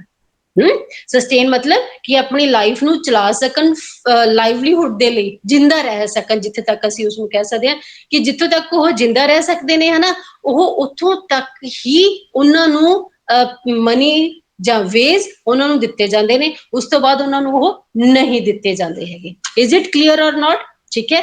ਤੇ ਇਸ ਤਰ੍ਹਾਂ ਕਮੋਡਿਟੀ ਜਿਹੜੀ ਹੈਗੀ ਟੂ ਫੋਲਡ ਕਰੈਕਟਰ ਨੇ ਕਮੋਡਿਟੀ ਦੇ, ਇੱਕ ਤਾਂ ਉਸਦੀ ਯੂਜ਼ ਵੈਲਿਊ ਹੁੰਦੀ ਹੈ, ਦੂਸਰਾ ਉਸਦੀ ਐਕਸਚੇਂਜ ਵੈਲਿਊ ਹੁੰਦੀ ਹੈ। ਆਈ ਥਿੰਕ ਹੁਣ ਤੁਹਾਨੂੰ ਦੋਨੋਂ ਚੀਜ਼ਾਂ ਜਿਹੜੀਆਂ ਹੈਗੀਆਂ ਇਹ ਉਸਦੀਆਂ ਕਲੀਅਰ ਹੋ ਗਈ ਕਿ what is use value, what is exchange value. Is it clear? ਇਹ ਤੁਹਾਡੇ ਨੋਟਸ ਵਿੱਚ ਵੀ ਬਹੁਤ ਵਧੀਆ ਤਰੀਕੇ ਦੇ ਨਾਲ ਦਿੱਤੀ ਹੋਈ ਹੈ, ਫਸਟ ਪੇਜ ਦੇ ਉੱਤੇ ਹੀ ਹੈਗੀ ਹੈ, ਤੇ ਤੁਸੀਂ ਇਸ ਨੂੰ ਬਹੁਤ ਧਿਆਨ ਦੇ ਨਾਲ ਪੜ੍ਹੋਗੇ ਨਾ ਜਦੋਂ, ਫਿਰ ਤੁਹਾਨੂੰ ਇਸ ਚੀਜ਼ ਦਾ ਪਤਾ ਲੱਗ ਜਾਏਗਾ। ਉਸ ਤੋਂ ਬਾਅਦ ਅਸੀਂ ਗੱਲ ਕਰਦੇ ਹਾਂ, ਗੱਲ ਆਉਂਦੀ ਹੈਗੀ ਆ ਕਿ ਯੂਜ਼ ਵੈਲਿਊ, ਐਕਸਚੇਂਜ ਵੈਲਿਊ ਦੋ ਆਸਪੈਕਟ ਨੇ ਇਸ ਦੇ। ਯੂਜ਼ ਵੈਲਿਊ ਨੂੰ ਅਗਰ ਅਸੀਂ ਕਹੀਏ ਕਿ ਇਹ ਇਸ ਦਾ ਮਟੀਰੀਅਲ ਆਸਪੈਕਟ ਹੈ, ਐਕਸਚੇਂਜ ਵੈਲਿਊ ਜਿਹੜੀ ਹੈਗੀ ਇਸ ਦਾ ਸੋਸ਼ਲ ਆਸਪੈਕਟ ਵੀ ਹੈ। ਮੈਂ ਤੁਹਾਨੂੰ ਸਾਰੀ ਟਰਮੀਨੋਲੋਜੀ ਇਸ ਲਈ ਦੇ ਰਹੀ ਹੈਗੀ ਆ ਤਾਂ ਕਿ ਤੁਹਾਨੂੰ ਕਿਸੇ ਵੀ ਤਰ੍ਹਾਂ ਨਾਲ ਕੁਐਸਚਨ ਫਰੇਮ ਹੋ ਕੇ ਆ ਜਾਵੇ ਤਾਂ ਤੁਹਾਨੂੰ ਉਸ ਦੇ ਬਾਰੇ ਪਤਾ ਹੋਵੇ, ਤੇ ਨਾਲੋਂ ਅਗਰ ਤੁਸੀਂ ਨੈਟ ਦਾ ਐਗਜ਼ਾਮ ਦੇਣਾ ਹੋਵੇ ਤਾਂ ਇਸ ਵਿੱਚੋਂ ਹੀ ਕੁਐਸਚਨ ਇਸੇ ਤਰ੍ਹਾਂ ਹੀ ਫਰੇਮ ਹੋ ਕੇ ਆਉਂਦੇ ਹੈਗੇ ਨੇ, ਠੀਕ ਹੈ। ਯੂਜ਼ ਵੈਲਿਊ ਨੂੰ ਅਸੀਂ ਮਟੀਰੀਅਲ ਆਸਪੈਕਟ ਵੀ ਕਹਿ ਦਿੰਦੇ ਹਾਂ, ਐਕਸਚੇਂਜ ਵੈਲਿਊ ਨੂੰ ਇਸ ਦਾ ਸੋਸ਼ਲ ਆਸਪੈਕਟ ਜਿਹੜਾ ਹੈਗਾ ਉਹ ਵੀ ਅਸੀਂ ਕਹਿ ਦਿੰਦੇ ਹਾਂ। Every commodity must have both use value and exchange value. ਕੋਈ ਵੀ ਕਮੋਡਿਟੀ ਜਿਹੜੀ ਹੈਗੀ ਹੈ ਨਾ ਉਹ ਇਸ ਤਰ੍ਹਾਂ ਨਹੀਂ ਹੋਏਗੀ ਕਿ ਜਾਂ ਤਾਂ ਉਸਦੀ ਯੂਜ਼ ਵੈਲਿਊ ਹੋਏਗੀ ਜਾਂ ਉਸਦੀ ਐਕਸਚੇਂਜ ਵੈਲਿਊ ਹੋਗੀ, ਨਹੀਂ, ਇਹ ਦੋਨੋਂ ਵੈਲਿਊਜ਼ ਜਿਹੜੀਆਂ ਹੈਗੀਆਂ ਜਦੋਂ ਕਿਸੇ ਦੇ ਵਿੱਚ ਹੋਣਗੀਆਂ, ਯੂਜ਼ ਵੈਲਿਊ ਦੇ ਵਿੱਚ ਵੀ ਯੂਜ਼ ਵੈਲਿਊ ਹੋਏਗੀ, ਉਸਦੀ ਐਕਸਚੇਂਜ ਵੈਲਿਊ ਵੀ ਹੋਗੀ, ਤਦੇ ਹੀ ਉਹ ਇੱਕ ਕਮੋਡਿਟੀ ਜਿਹੜੀ ਹੈਗੀ ਆ ਉਸਨੂੰ ਅਸੀਂ ਕਮੋਡਿਟੀ ਹੀ ਫਿਰ ਕਮੋਡਿਟੀ ਕਹੀ ਜਾ ਸਕਦੀ ਹੈਗੀ ਹੈ। ਹੁਣ ਜੇਕਰ ਕੋਈ ਚੀਜ਼ ਆਪਾਂ ਲੈ ਲਈਏ, ਉਹ ਸਾਡੇ ਲਈ ਯੂਜ਼ ਕੋਈ ਵੀ ਨਹੀਂ ਹੈਗਾ, ਜਸਟ ਅਸੀਂ ਐਕਸਚੇਂਜ ਦੇ ਲਈ ਰੱਖੀ ਹੋਈ ਹੈਗੀ ਹੈ, ਤਾਂ ਅਸੀਂ ਕੀ ਕਰਾਂਗੇ ਉਸਨੂੰ? ਨਥਿੰਗ। ਸਾਨੂੰ ਅਸੀਂ ਕਿਸੇ ਚੀਜ਼ ਨੂੰ ਕਿਉਂ ਖਰੀਦਦੇ ਹਾਂ, ਅਸੀਂ ਮਾਰਕੀਟ ਦੇ ਵਿੱਚ ਚੀਜ਼ਾਂ ਨੂੰ ਕਿਉਂ ਖਰੀਦ ਕੇ ਲੈ ਕੇ ਆਉਂਦੇ ਹਾਂ? ਕਿਉਂਕਿ ਉਹਨਾਂ ਦੀ ਸਾਡੇ ਲਈ ਕੋਈ ਯੂਟਿਲਿਟੀ ਹੈ। ਜਦੋਂ ਅਸੀਂ ਉਹਨਾਂ ਨੂੰ ਕੰਜ਼ਿਊਮ ਕਰਦੇ ਹਾਂ, ਜਦੋਂ ਅਸੀਂ ਉਹਨਾਂ ਨੂੰ ਯੂਜ਼ ਕਰਦੇ ਹਾਂ ਤਾਂ ਸਾਨੂੰ ਉਹਨਾਂ ਤੋਂ ਸੈਟਿਸਫੈਕਸ਼ਨ ਮਿਲਦੀ ਹੈ। ਜਿਹੜੀ ਸੈਟਿਸਫੈਕਸ਼ਨ ਹੈਗੀ ਆ ਉਹੀ ਉਸਦੀ ਯੂਟਿਲਿਟੀ ਹੈ। ਯੂਟਿਲਿਟੀ ਮੀਨਸ ਉਸਦਾ ਯੂਜ਼, ਠੀਕ ਹੈ ਨਾ, ਉਹੀ ਉਸਦੀ ਕੀ ਹੈ? ਯੂਜ਼ ਵੈਲਿਊ ਹੈਗੀ ਹੈ। ਐਕਸਚੇਂਜ ਵੈਲਿਊ ਸਾਨੂੰ ਦੂਸਰੀਆਂ ਚੀਜ਼ਾਂ ਨੂੰ ਖਰੀਦਣ ਦੇ ਲਈ ਉਸਦੇ ਵਿੱਚ ਐਕਸਚੇਂਜ ਵੈਲਿਊ ਹੋ ਜਾਏਗੀ। ਅਗਰ ਅਸੀਂ ਆਹ ਚੀਜ਼ ਖਰੀਦਣੀ ਆ ਤਾਂ ਉਸਦੇ ਬਦਲੇ ਦੇ ਵਿੱਚ ਅਸੀਂ ਉਸਨੂੰ ਇਹ ਚੀਜ਼ ਜਿਹੜੀ ਹੈਗੀ ਆ ਉਹ ਦੇਣੀ ਹੈਗੀ ਆ। ਯੂਜ਼ ਦੈਨ ਇਸ ਤੋਂ ਬਾਅਦ ਅਗਰ ਅਸੀਂ ਗੱਲ ਕਰਦੇ ਹੈਗੇ ਕਿ ਡਿਊਅਲ ਨੇਚਰ ਹੈ ਲੇਬਰ ਦੀ, ਜਿਹੜੀ ਨੇਚਰ ਹੈਗੀ ਹੈ ਨਾ, ਹੁਣ ਅਸੀਂ ਲੇਬਰ ਦੇ ਕਨਸੈਪਟ ਤੇ ਆਨੇ ਹੈਗੇ, ਕਿਉਂਕਿ ਕੈਪੀਟਲਿਸਟਿਕ ਦੀ ਅਗਰ ਅਸੀਂ ਕਾਰਲ ਮਾਰਕਸ ਦੀ ਗੱਲ ਕਰੀਏ ਨਾ, ਇਹਨਾਂ ਦੀ ਥਿਊਰੀ ਜਿਹੜੀ ਹੈਗੀ ਹੈ ਲੇਬਰ ਦੇ ਬਾਰੇ ਦੇ ਵਿੱਚ ਇਹਨਾਂ ਨੇ ਬਹੁਤ ਗੱਲ ਕੀਤੀ ਹੈ, ਲੇਬਰ ਦੇ ਉੱਤੇ ਹੀ ਗੱਲ ਕਰਦੇ ਹੈਗੇ ਨੇ, ਠੀਕ ਹੈ ਨਾ। Commodities are product of labour.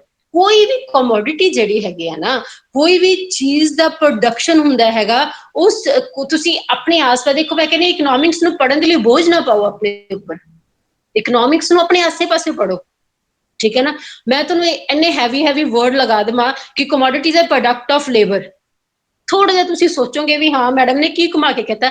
ਬੱਚੇ ਤੁਸੀਂ ਆਪਣੇ ਆਸੇ-ਪਾਸੇ ਦੇਖੋ, ਕੋਈ ਤੁਸੀਂ ਤੁਹਾਡੇ ਘਰ ਦੇ ਆਸ-ਪਾਸ ਫੈਕਟਰੀ ਹੋਏਗੀ, ਕੋਈ ਬਿਲਡਿੰਗ ਬਣ ਰਹੀ ਹੋਏਗੀ, ਕੋਈ ਨਾ ਕੋਈ ਤੁਹਾਡੇ ਆਸੇ-ਪਾਸੇ ਸਟੋਰ ਹੋਏਗਾ, ਕਿਤੇ ਵੀ ਦੇਖ ਲਓ ਜਿੱਥੇ ਵੀ ਕੋਈ ਚੀਜ਼ ਪ੍ਰੋਡਿਊਸ ਹੋ ਰਹੀ ਹੈ, ਜਿੱਥੇ ਪ੍ਰੋਡਕਸ਼ਨ ਜਿਹੜੀ ਹੈਗੀ ਉਹ ਚੱਲ ਰਹੀ ਹੈਗੀ ਆ ਨਾ, ਉੱਥੇ ਤੁਸੀਂ ਦੇਖ ਲਓ ਲੇਬਰ ਵਰਕ ਕਰ ਰਹੀ ਹੈ।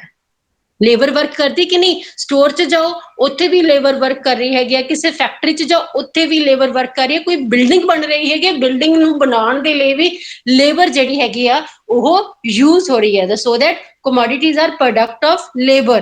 ਲੇਬਰ ਦਾ ਪ੍ਰੋਡਕਟ ਆ, ਆਊਟਪੁੱਟ ਆ ਉਸਦਾ, ਐਂਡ ਰਿਜ਼ਲਟ ਹੈ ਉਸਦਾ ਉਹ, ਜਦੋਂ ਕੋਈ ਪ੍ਰੋਡਕਟ ਜਿਹੜਾ ਹੈਗਾ ਤਿਆਰ ਕਰਦੇ ਹੈਗੇ, that commodity ਹੈ। ਡਿਊਅਲ ਨੇਚਰ ਇਸ ਦੀ ਕਿਵੇਂ ਆ? Due to dual nature of labour. ਉਹ 'ਚ ਕੀ ਆ? Labour is man's purposeful effort. ਅਗਰ ਅਸੀਂ ਲੇਬਰ ਦੀ ਗੱਲ ਕਰੀਏ ਜਾਂ ਤੁਸੀਂ ਲੇਬਰ ਦੀ ਡੈਫੀਨੇਸ਼ਨ ਦੇਣੀ ਹੋਵੇ, ਲੇਬਰ ਕੀ ਹੈ? ਇੱਕ ਪਰਪਸਫੁਲ ਐਫਰਟ ਆ ਇਨ ਦਾ ਕ੍ਰੀਏਸ਼ਨ ਆਫ ਸਪੈਸੀਫਿਕ ਆਰਟੀਕਲਸ। ਕੋਈ ਸਪੈਸੀਫਿਕ ਆਰਟੀਕਲ ਜਿਹੜਾ ਹੈਗਾ ਨਾ, ਉਸਨੂੰ ਪ੍ਰੋਡਿਊਸ ਕਰਨਾ ਹੈਗਾ, ਉਸਨੂੰ ਬਣਾਉਣਾ ਹੈਗਾ, ਤਾਂ ਉਹ ਕਿਹਦੀ ਕ੍ਰੀਏਸ਼ਨ ਆ? ਜਿਹਦੇ ਐਫਰਟਸ ਦੀ ਕ੍ਰੀਏਸ਼ਨ ਆ, that is the creation of labor's effort। ਠੀਕ ਹੈ ਨਾ? ਜੋ ਉਸਦੇ ਵਿੱਚ ਜਿੰਨੀ ਲੇਬਰ ਇੰਡਲਸ ਹੋਈ ਹੈ ਉਸਦੇ ਵਿੱਚ, ਉਹ ਉਸੇ ਦਾ ਹੀ ਕੀ ਇੱਕ ਐਂਡ ਰਿਜ਼ਲਟ ਹੈਗਾ, ਔਰ it obtained a specific useful results।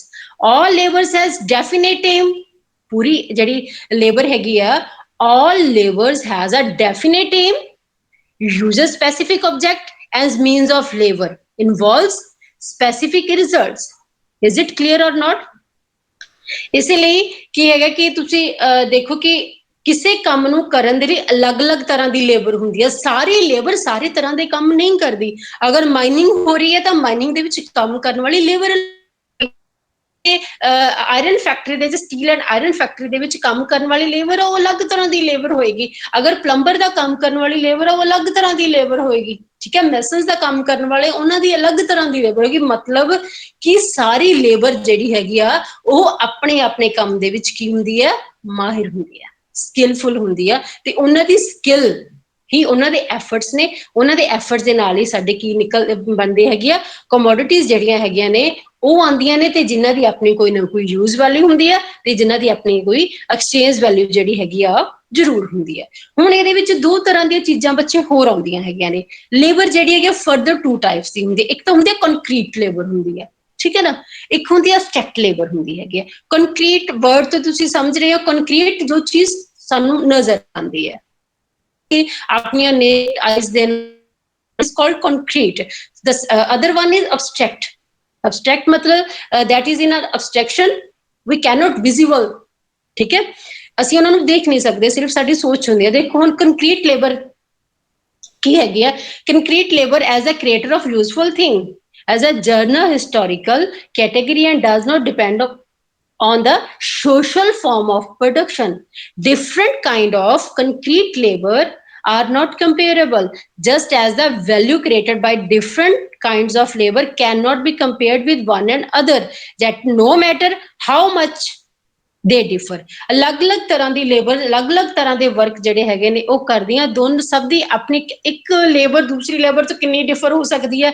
ਇਹਦੇ ਵਿੱਚ ਆਪਾਂ ਇਹ ਕੋਈ ਮੈਟਰ ਨਹੀਂ ਕਰਦੀਆਂ ਚੀਜ਼ਾਂ ਕਿ ਇੱਕ ਲੇਬਰ ਕਿੰਨੀ ਦੂਸਰੀ ਲੇਬਰ ਦੇ ਨਾਲੋਂ ਡਿਫਰ ਕਰਦੀ ਹੋਵੇ। they all have one thing in common, that is they all are expenditure of human labor power।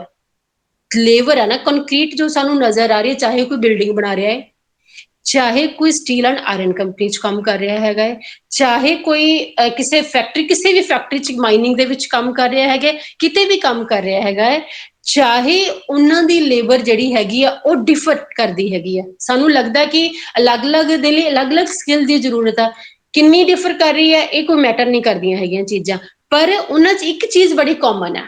ਉਹ ਕੀ ਹੈ? ਜੋ ਅਸੀਂ ਉਹਨਾਂ ਦੇ ਵਿੱਚ ਦੇਖ ਰਹੇ ਹਾਂ, ਉਹ ਕੀ ਦੇਖ ਰਹੇ ਕਿ ਕਿਸ ਚੀਜ਼ ਦਾ ਐਕਸਪੈਂਡੀਚਰ ਕਰ, ਕਿਹੜੀ ਚੀਜ਼ ਖਰਚ ਕਰ ਰਹੇ ਆ, ਕੀ ਖਰਚ ਹੋ ਰਿਹਾ ਉਸ ਦੇ ਉੱਤੇ? ਉਹਨਾਂ ਦੀ human labour power. Human labour power ਜਿਹੜੀ ਹੈਗੀ ਆ ਨਾ, ਉਹ ਉਹਦੇ ਉੱਤੇ ਕੀ ਹੋ ਰਹੀ ਹੈ? ਖਰਚ ਹੋ ਰਹੀ ਹੈ। ਉਹ ਆਪਣੀ ਮਸਕੂਲਰ એનર્ਜੀ ਜਿਹੜੀ ਹੈਗੀ ਆ ਉਹ ਵੀ ਲਗਾ ਰਹੇ ਨੇ, ਉਹ ਆਪਣੀ ਫਿਜ਼ੀਕਲ એનર્ਜੀ ਜਿਹੜੀ ਹੈਗੀ ਆ ਉਹ ਵੀ ਉਸ ਦੇ ਲਈ ਦੇ ਰਹੇ ਹੈਗੇ ਨੇ, ਉਹ ਆਪਣਾ ਬ੍ਰੇਨ ਵੀ ਦੇ ਰਹੇ ਹੈਗੇ ਨੇ, ਉਹ ਆਪਣਾ ਨਰਵਸ ਸਿਸਟਮ ਵੀ ਦੇ ਰਹੇ ਹੈਗੇ ਨੇ। ਮਤਲਬ ਕਿ ਹਰੇਕ ਉਹਨਾਂ ਦਾ ਬਾਡੀ ਆਰਗਨ, ਬਾਡੀ ਪਾਰਟ ਜਿਹੜਾ ਹੈਗਾ, ਉਹ ਜਿਹੜਾ ਕਿਸੇ ਚੀਜ਼ ਨੂੰ ਪ੍ਰੋਡਿਊਸ ਕਰਨ ਦੇ ਲਈ ਦੇ ਰਹੇ ਹੈਗੇ ਨੇ, ਉਹ ਕੀ ਹੈ? ਉਸ ਦਾ expenditure of human labour power. Is it clear? Say ਫਟਾਫਟ ਬੋਲ ਕੇ ਦੱਸੋ ਚੈਟ ਬਾਕਸ ਵਿੱਚ ਯੈਸ ਔਰ ਨੋ। ਜਿੰਨਾ ਹੁਣ ਤੱਕ ਪੜਾਇਆ ਤੁਹਾਨੂੰ ਕਲੀਅਰ ਹੋਇਆ ਜਾਂ ਨਹੀਂ ਹੋਇਆ ਬੇਟੇ? ਫਟਾਫਟ chat box, you have just 2 minutes। Yes yes yes, ਫਟਾਫਟ ਲਿਖ ਦਿਆ ਕਰੋ ਬੇਟੇ, ਇਹ ਮੇਰੇ ਲਈ ਬਹੁਤ ਅੱਛੀ ਫੀਡਬੈਕ ਹੋ ਜਾਂਦੀ ਹੈ ਫਿਰ, ਹੈ ਨਾ? ਮੈਨੂੰ ਮਜ਼ਾ ਆਉਂਦਾ ਪੜਾਉਣ ਦਾ ਫਿਰ। very good Anil, yes Ruby, yes, thank you very good everybody, thank you so much। Thank you again ਅੱਗੇ ਚੱਲਦੇ ਆ ਐਕਸਪੈਂਡੀਚਰ ਆਫ ਹਿਊਮਨ ਲੇਬਰ ਜਿਹੜਾ ਹੈਗਾ involved in any concrete labour process was called abstract labor of Marx। ਹੁਣ ਅਸੀਂ ਗੱਲ ਕਰਦੇ ਹਾਂ ਦੂਸਰੇ ਤੇ ਆ ਜਾਂਦੇ ਅਸੀਂ abstract labor ਤੇ ਆ ਜਾਂਦੇ abstract labor ਕੀ ਹੈ ਜੋ ਲੇਬਰ ਸਾਨੂੰ ਨਜ਼ਰ ਨਹੀਂ ਆਉਂਦੀ ਇਹ ਵੀ ਇੱਕ ਹਿਸਟੋਰੀਕਲ ਕੈਟਾਗਰੀ ਦੇ ਵਿੱਚ ਹੀ ਆਉਂਦਾ which implies only to commodity production ਸਿਰਫ ਕਾਦੇ ਚ ਇਹ ਅਪਲਾਈ ਹੁੰਦਾ ਹੈਗਾ ਜਦੋਂ ਕਿਸੇ ਕਮੋਡਿਟੀ ਦੀ ਪ੍ਰੋਡਕਸ਼ਨ ਦੇ ਨੈਚੁਰਲੀ ਬਿਫੋਰ ਦਾ ਕੀ ਹੈ ਕਿ ਕਮੋਡਿਟੀ ਪ੍ਰੋਡਕਸ਼ਨ ਜਿਹੜੀ ਹੈਗੀ ਹੈ the labor process are involved and expenditure of human energy but before the emergence of individual independent owner is social provision of labor producer है ना जेड़ा did not have to compare their labor expenditures production was natural इत्थे गल producer दी आंदी है बेटे ਇਹ ਤਾਂ ਲੇਬਰ ਉਹ ਲੇਬਰ ਹੈ ਜਿਹੜੀ ਕਿ ਅਸੀਂ ਆਪ ਨਜ਼ਰ ਆਉਂਦੀ ਹੈ ਕੰਕਰੀਟ ਲੇਬਰ ਸੀ ਨਾ ਜਿਹੜੀ ਅਸੀਂ ਨਜ਼ਰ ਕਰ ਰਹੇ ਹਾਂ ਇਹਦੇ ਪਿੱਛੇ ਇੱਕ ਲੇਬਰ ਹੋਰ ਵੀ ਛੁਪੀ ਹੋਈ ਹੁੰਦੀ ਹੈ that is the point of view of producer ਉਹਦੇ ਵਿੱਚ ਆਪਣਾ ਬ੍ਰੇਨ ਲਗਾਉਂਦਾ ਹੈ ਕਿੰਨਾ ਕਿਸੇ ਫੈਕਟਰੀ ਨੂੰ ਚਲਾਉਣ ਦੇ ਲਈ ਜਾਂ ਕਿਸੇ ਕੰਪਨੀ ਨੂੰ ਚਲਾਉਣ ਦੇ ਲਈ ਇਹ ਤਾਂ ਨਹੀਂ ਕਿ ਸਿਰਫ ਲੇਬਰ ਕਲਾਸ ਹੀ ਚਲਾਏਗੀ ਉਸਨੂੰ ਨਹੀਂ ਉਹਦਾ ਇੱਕ ਕੋਈ ਨਾ ਕੋਈ ਓਨਰ ਵੀ ਤਾਂ ਹੁੰਦਾ ਹੈ ਨਾ ਉਹ ਓਨਰ ਦਾ ਕਿੰਨਾ ਵਰਕ ਆ ਕਿੰਨਾ ਇਨਫਰਾਸਟ੍ਰਕਚਰ ਤਿਆਰ ਕਰਨਾ ਉਸਨੇ ਲੇਬਰ ਤੋਂ ਕੰਮ ਲੈਣ ਦੇ ਲਈ ਉਸ ਦਾ ਇਨਫਰਾਸਟ੍ਰਕਚਰ ਤਿਆਰ ਕਰਕੇ ਦੇਣਾ ਉਸਦੀ ਟਰਾਂਸਪੋਰਟੇਸ਼ਨ ਜਿਹੜੀ ਹੈਗੀ ਉਸ ਦਾ ਖਿਆਲ ਰੱਖਣਾ ਸਾਰਾ ਠੀਕ ਹੈ ਕਿ ਨਹੀਂ ਕਿਹੜੀ ਮਸ਼ੀਨ ਕਿੱਥੋਂ ਆਏਗੀ ਉਸ ਚੀਜ਼ ਦਾ ਵੀ ਖਿਆਲ ਰੱਖਣਾ ਉਸਨੇ ਹਰ ਇੱਕ ਤਰ੍ਹਾਂ ਦੇ ਇਨਫਰਾਸਟ੍ਰਕਚਰਲ ਡਿਵੈਲਪਮੈਂਟ ਜਿਹੜੀ ਉਸਨੇ ਕਰਨੀ ਆ ਉਸ ਕਮੋਡਿਟੀ ਨੂੰ ਪ੍ਰੋਡਿਊਸ ਕਰਨ ਦੇ ਲਈ ਜੋ ਸਾਨੂੰ ਨਜ਼ਰ ਨਹੀਂ ਆਉਂਦੀ ਅਸੀਂ ਸਿਰਫ ਦੇਖਦੇ ਹੈਗੇ ਆ ਕਿ ਕੰਕਰੀਟ ਲੇਬਰ ਜਿਹੜੀ ਹੈਗੀ ਆ ਸਾਹਮਣੇ ਸਾਡੇ ਲੇਬਰ ਕੰਮ ਕਰ ਰਹੀ ਆ ਕੋਈ ਸਰੀਆ ਉਠਾ ਰਿਹਾ ਹੈਗਾ ਕੋਈ ਪੈਕਟਸ ਉਠਾ ਰਿਹਾ ਹੈਗਾ ਹੈ ਕੋਈ ਸਰੀਆ ਨੂੰ ਕੁੱਟਦਾ ਪਿਆ ਹੈਗਾ ਮਤਲਬ ਕਿ ਉਹਨੂੰ ਅਸੀਂ ਦੇਖ ਰਹੇ ਪਰ ਉਸਦੇ ਪਿੱਛੇ ਇੱਕ ਹੋਰ ਲੇਬਰ ਵੀ ਵਰਕ ਕਰਦੀ ਹੈ that is called abstract labor is it clear or not okay ਇਸ ਤੋਂ ਬਾਅਦ ਤੁਸੀਂ ਆ ਜਾਓ ਕੀ ਹੈ ਕਿ ਇਹ ਤਾਂ ਸੀਗੀ ਕਿ ਇਹਦੀ ਡਿਊਲ ਨੇਚਰ ਅਸੀਂ ਕਰ ਰਹੇ ਹੈਗੇ ਹੁਣ ਹਨਾ ਲੇਬਰ ਦੀ ਫਿਰ ਆਂਦੀ ਹੈ ਕਿ under the social division of labour ਜਦੋਂ ਅਸੀਂ ਸੋਸ਼ਲ ਡਿਵੀਜ਼ਨ ਆਫ ਲੇਬਰ ਦੀ ਕਰਦੇ ਆ ਈਚ ਪ੍ਰੋਡਿਊਸਰ ਜਿਹੜਾ ਹੈਗਾ ਇਹ labour is tied up with the labor of all producers it is necessary component of the labor spent by society to satisfy its wants मतलब ਕੀ ਹੈ ਇਸਦਾ ਕਿ ਜਿਹੜਾ ਵੀ ਪ੍ਰੋਡਿਊਸਰ ਜਿਹੜਾ ਹੈਗਾ ਹੈ ਨਾ ਪ੍ਰੋਡਿਊਸਰਸ ਦੀ ਲੇਬਰ ਜਿਹੜੀ ਹੈਗੀ ਆ ਉਹ ਟਾਈ ਅਪ ਕਰਦੀ ਹੈਗੀ ਹੈ ਲੇਬਰ ਆਫ ਆਲ ਪ੍ਰੋਡਿਊਸਰਸ ਠੀਕ ਹੈ ਇੱਕ ਦੂਸਰੇ ਦੇ ਨਾਲ ਕੀ ਆ ਸਾਰਿਆਂ ਦੀ ਲੇਬਰ ਬੱਝੀ ਹੋਈ ਹੁੰਦੀ ਹੈਗੀ ਆ ਕੋਈ ਇਹ ਤਾਂ ਹੈ ਨਹੀਂ ਹੈਗਾ ਕਿ ਕਿਸੇ ਇੱਕ ਕੰਪਨੀ ਦੇ ਵਿੱਚ ਕੋਈ ਪ੍ਰੋਡਕਸ਼ਨ ਹੋਈ ਆ ਹਨਾ ਕੋਈ ਆਊਟਪੁੱਟ ਨਿਕਲ ਕੇ ਆਈ ਹੈਗੀ ਆ ਤਾਂ ਉਹ ਆਪਣੇ ਕੋਲ ਹੀ ਰੱਖ ਲੂਗਾ ਉਹ ਕਿਉਂ ਪ੍ਰੋਡਿਊਸ ਕਰਦਾ ਚੀਜ਼ਾਂ ਨੂੰ ਤਾਂ ਕਿ ਉਸਨੂੰ ਉਹ ਕੀ ਆ ਮਨੀ ਉਸ ਤੋਂ ਜ਼ਿਆਦਾ ਅਰਨ ਕਰਨੀ ਉਸਨੇ ਅਸੀਂ ਪਹਿਲਾਂ ਐਮ ਡੈਸ਼ ਮਾਡਲ ਪੜ੍ਹਿਆ ਨਾ ਉਸਦੇ ਵਿੱਚ ਕੀ ਹੈ ਕਿ ਕੋਈ ਕਮੋਡਿਟੀ ਜਿਹੜੀ ਹੈਗੀ ਉਸਨੂੰ ਪ੍ਰੋਡਿਊਸ ਕੀਤਾ ਜਾਂਦਾ ਹੈਗਾ ਕਾਹਦੇ ਲਈ ਪ੍ਰੋਡਿਊਸ ਕੀਤਾ ਜਾਂਦਾ ਟੂ ਅਰਨ ਮੋਰ ਮਨੀ ਹੈਨਾ ਉਸਦੀ ਮਨੀ ਜਿਹੜੀ ਹੈਗੀ ਉਸਨੂੰ ਜ਼ਿਆਦਾ ਲੈਣ ਦੇ ਲਈ ਫਿਰ ਪ੍ਰੋਡਿਊਸ ਕੀਤਾ ਜਾਂਦਾ ਹੈਗਾ ਫਿਰ ਕੀ ਹੈਗਾ ਕਿ ਉਸਨੂੰ ਮਨੀ ਇਹ ਨਹੀਂ ਹੈਗਾ ਕਿ ਉਸਨੇ ਕੋਈ ਚੀਜ਼ ਦੀ ਪ੍ਰੋਡਕਸ਼ਨ ਕਰ ਲਈ ਆ ਥਰੂ ਲੇਬਰ ਤੇ ਉਹ ਆਪਣੇ ਕੋਲ ਹੀ ਰੱਖੂਗਾ ਉਹ ਕੀ ਆ ਸੁਸਾਇਟੀ ਦੇ ਨਾਲ ਇੰਟਰੈਕਸ਼ਨ ਉਸਦੀ ਹੁੰਦੀ ਹੈਗੀ ਠੀਕ ਹੈ ਸੋਸ਼ਲ ਡਿਵੀਜ਼ਨ ਹੈ ਸੋਸ਼ਲ ਸੁਸਾਇਟੀ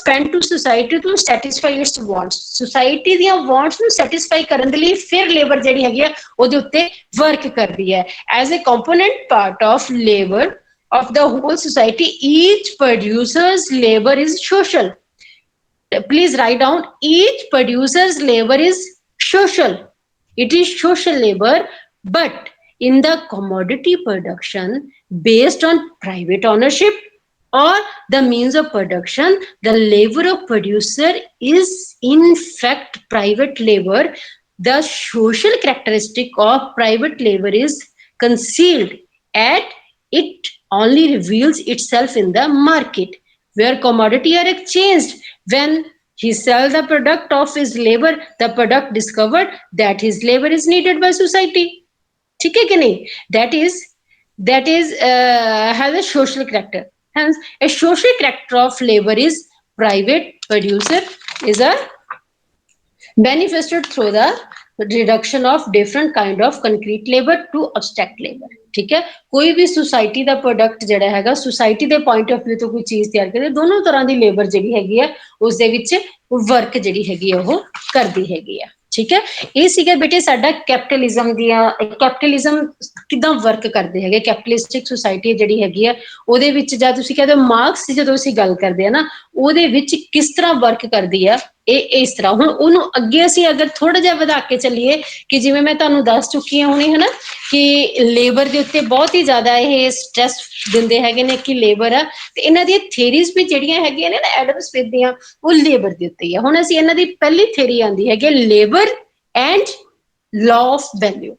ਠੀਕ ਹੈ, ਇਹਦੇ ਚ ਕੀ ਆ ਕਿ ਉਹ ਕਹਿੰਦੇ ਕਿ ਕਿਸੇ ਕੋਈ ਕਮੋਡਿਟੀ ਹੈ, ਜਦੋਂ ਪ੍ਰੋਡਿਊਸ ਹੁੰਦੀ ਹੈ ਨਾ ਕਮੋਡਿਟੀ, ਕਹਿੰਦੇ ਉਸਦੀ ਕੋਈ ਨਾ ਕੋਈ ਪ੍ਰਾਈਸ ਹੁੰਦੀ ਹੈ ਨਾ, ਤੇ ਉਹ ਕਹਿੰਦੇ ਵੀ ਉਹ ਪ੍ਰਾਈਸ ਕਿਸ ਤਰ੍ਹਾਂ ਮੈਸ਼ਰ ਕੀਤੀ ਜਾਵੇ, ਕਿ ਅਸੀਂ ਉਸਦੀ ਪ੍ਰਾਈਸ ਜਿਹੜੀ ਹੈਗੀ ਹੈ ਇਹ ਰੱਖੀਏ, ਇਹ ਕਿਵੇਂ ਪਤਾ ਚੱਲੇਗਾ ਕਿ ਇਸਦੀ ਪ੍ਰਾਈਸ ਇੰਨੀ ਹੋਣੀ ਚਾਹੀਦੀ ਆ, ਉਹ ਸਾਨੂੰ ਕਿੱਥੋਂ ਪਤਾ ਚੱਲਣਾ ਹੈਗਾ, ਉਹ ਸਾਨੂੰ ਪਤਾ ਲੱਗੇਗਾ ਕਿ ਉਸਦੇ ਵਿੱਚ according to Marx, not according to me, according to Marx, ਕਿ ਕਿਸੇ ਵੀ ਪ੍ਰੋਡਕਟ ਨੂੰ ਪ੍ਰੋਡਿਊਸ ਕਰਨ ਦੇ ਲਈ ਉਸਦੇ ਵਿੱਚ ਕਿੰਨੀ ਲੇਬਰ ਲੱਗੀ ਹੋਈ ਹੈ, ਲੇਬਰ ਕਿੰਨੀ ਲੱਗੀ ਹੋਈ ਹੈ, ਉਸਦੇ ਬਾਰੇ ਚ ਕੀ ਹੈ ਇਹਦੀ ਆਪਾਂ ਕਰਦੇ ਹਾਂ। ਉਹ ਕਹਿੰਦੇ ਕਿ ਇਹਨਾਂ ਨੇ ਥਿਅਰੀ ਜਿਹੜੀ ਹੈਗੀ ਆ, ਥਿਅਰੀ ਦਾ ਨਾਮ ਪਲੀਜ਼ ਨੋਟ ਕਰ ਲਓ ਨਾਲੋਂ ਨਾਲ ਆਪਣੇ, labour and law of value.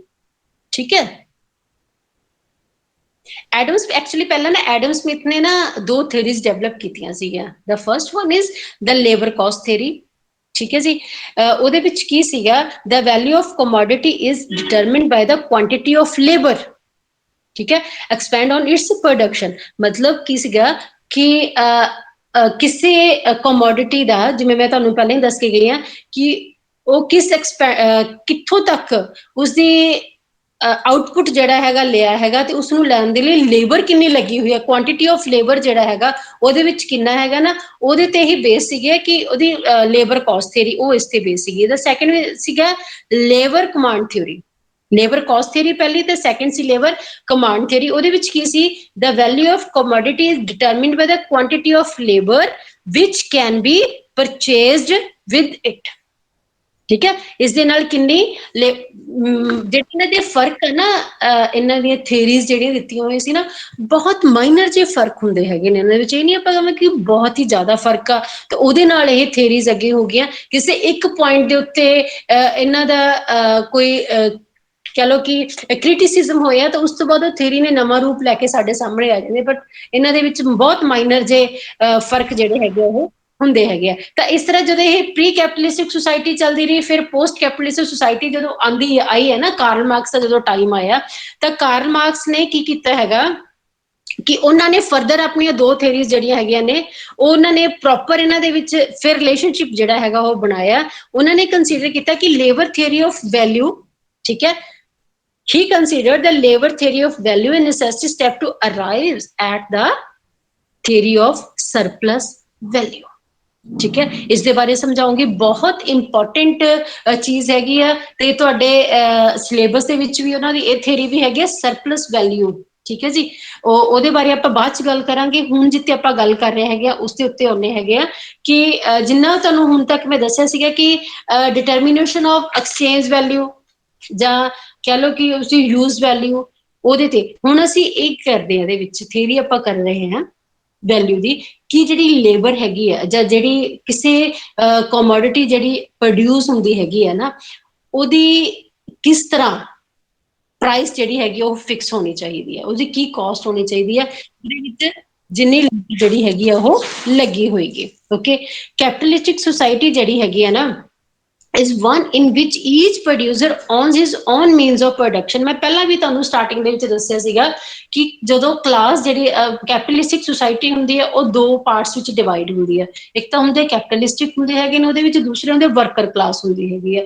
ਕਿ ਕਿਉਂ, ਉਹਨਾਂ 'ਚ ਕੀ ਡਿਫਰੈਂਸ ਹੁੰਦਾ, ਜਿਹੜੇ ਕੈਪੀਟਲਿਸਟਿਕ ਹੁੰਦੇ ਹੈਗੇ ਉਹਨਾਂ ਦੇ ਕੋਲੇ ਆਪਣੇ ਓਨ ਮੇਨ ਆਫ ਪ੍ਰੋਡਕਸ਼ਨਸ ਹੁੰਦੇ, ਆਪਣੇ ਪ੍ਰੋਡਕਸ਼ਨ ਦੇ ਸਾਧਨ ਹੁੰਦੇ ਨੇ ਉਹਨਾਂ ਦੇ ਕੋਲੇ, ਤੇ ਜਿਹੜੀ ਵਰਕਰ ਕਲਾਸ ਹੁੰਦੀ ਹੈ ਉਹਨਾਂ ਦੇ ਕੋਲੇ ਆਪਣੇ ਪ੍ਰੋਡਕਸ਼ਨ ਦੇ ਸਾਧਨ ਨਹੀਂ ਹੁੰਦੇ। ਪ੍ਰੋਡਕਸ਼ਨ ਦੇ ਸਾਧਨ ਪਤਾ ਕਿਹੜੇ ਕਿਹੜੇ, means of production, yes chat box ਵਿੱਚ ਲਿਖ ਕੇ ਦਿਓ, ਮੀਨਸ ਆਫ ਪ੍ਰੋਡਕਸ਼ਨ ਪਲੀਜ਼ ਜਲਦੀ ਦਿਓ, you have just 30 seconds. Means of production ਲਿਖ ਕੇ ਦਿਓ, ਕਿਹੜੇ ਕਿਹੜੇ ਹੈਗੇ ਆ, ਜਲਦੀ ਜਲਦੀ, ਹਰੀ ਅਪ, ਰਿਪਲਾਈ ਕਰਿਆ ਕਰੋ ਬੇਟੇ।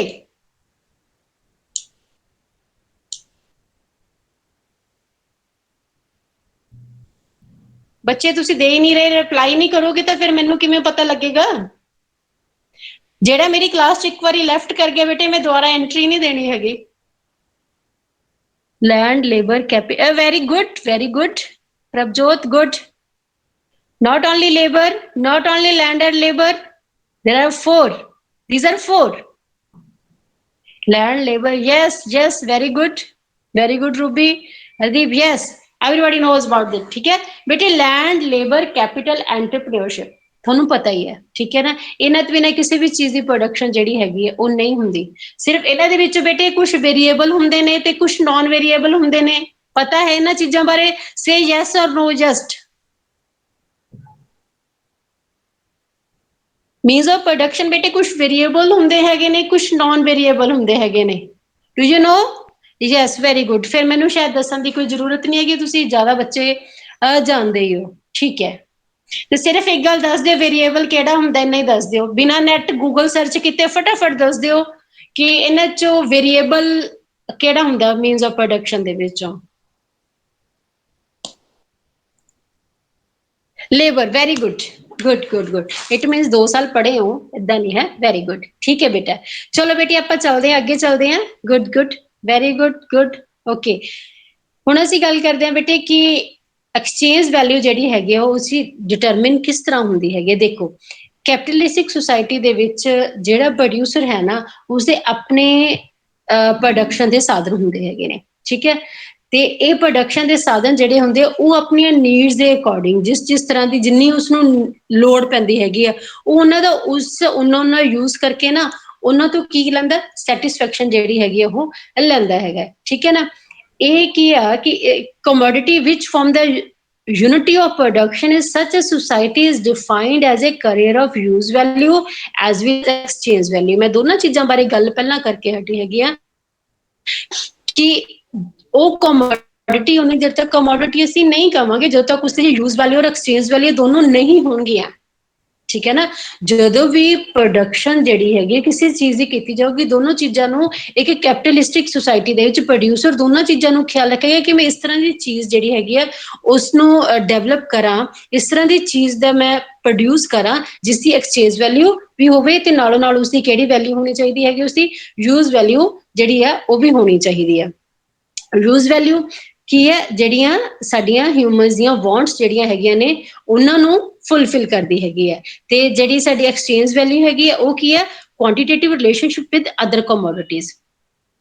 ਸਮਝੀ ਮੇਰੀ ਗੱਲ ਨੂੰ ਕਿ ਨਹੀਂ? ਕਿਉਂ ਅਸੀਂ ਇਸ ਨੂੰ ਕਹਿੰਦੇ ਆ ਕਿ quantitative relationship with other commodities? ਕਿਉਂ?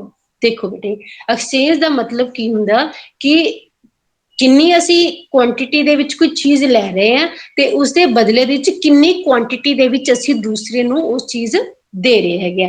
ਅਗਰ ਅਸੀਂ ਪਹਿਲਾਂ ਵਾਲੇ ਬਾਰਟਰ ਸਿਸਟਮ ਦੀ ਗੱਲ ਕਰੀਏ ਨਾ, ਉਹਦੇ ਚ ਕੀ ਹੁੰਦਾ ਸੀਗਾ ਕਿ ਕਿਸੇ ਨੇ ਕਹਿਣਾ ਵੀ ਮੈਨੂੰ ਕਣਕ ਦੀ ਜ਼ਰੂਰਤ ਹੈ, ਓਕੇ, ਉਹ ਕਹਿੰਦਾ ਵੀ ਮੈਨੂੰ ਕਣਕ ਦੀ ਜ਼ਰੂਰਤ ਆ। ਦੂਸਰਾ ਬੰਦਾ ਜਿਹੜਾ ਹੈਗਾ ਉਹ ਕਹਿੰਦਾ ਵੀ ਮੈਨੂੰ ਤਾਂ ਕੱਪੜੇ ਦੀ ਜ਼ਰੂਰਤ ਆ। ਉਹ ਕਹਿੰਦੇ ਠੀਕ ਹੈ, ਓਕੇ, ਆਪਾਂ ਐਕਸਚੇਂਜ ਕਰ ਲੈਂਦੇ ਹਾਂ ਚੀਜ਼ਾਂ, ਤੈਨੂੰ ਕੱਪੜੇ ਦੀ ਜ਼ਰੂਰਤ ਆ, ਮੈਨੂੰ ਕਣਕ ਦੀ ਜ਼ਰੂਰਤ ਆ।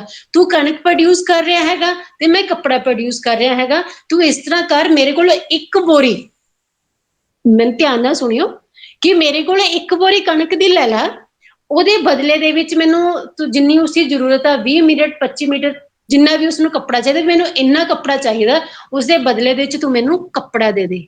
ਐਕਸਚੇਂਜ ਹੋ ਰਿਹਾ ਨਾ, ਇੱਕ ਦੂਸਰੇ ਦੀਆਂ ਵਾਂਟਸ ਜਿਹੜੀਆਂ ਹੈਗੀਆਂ ਉਹਨਾਂ ਨੂੰ ਤਾਂ ਸੈਟੀਸਫਾਈ ਕਰ ਹੀ ਰਹੇ ਨੇ।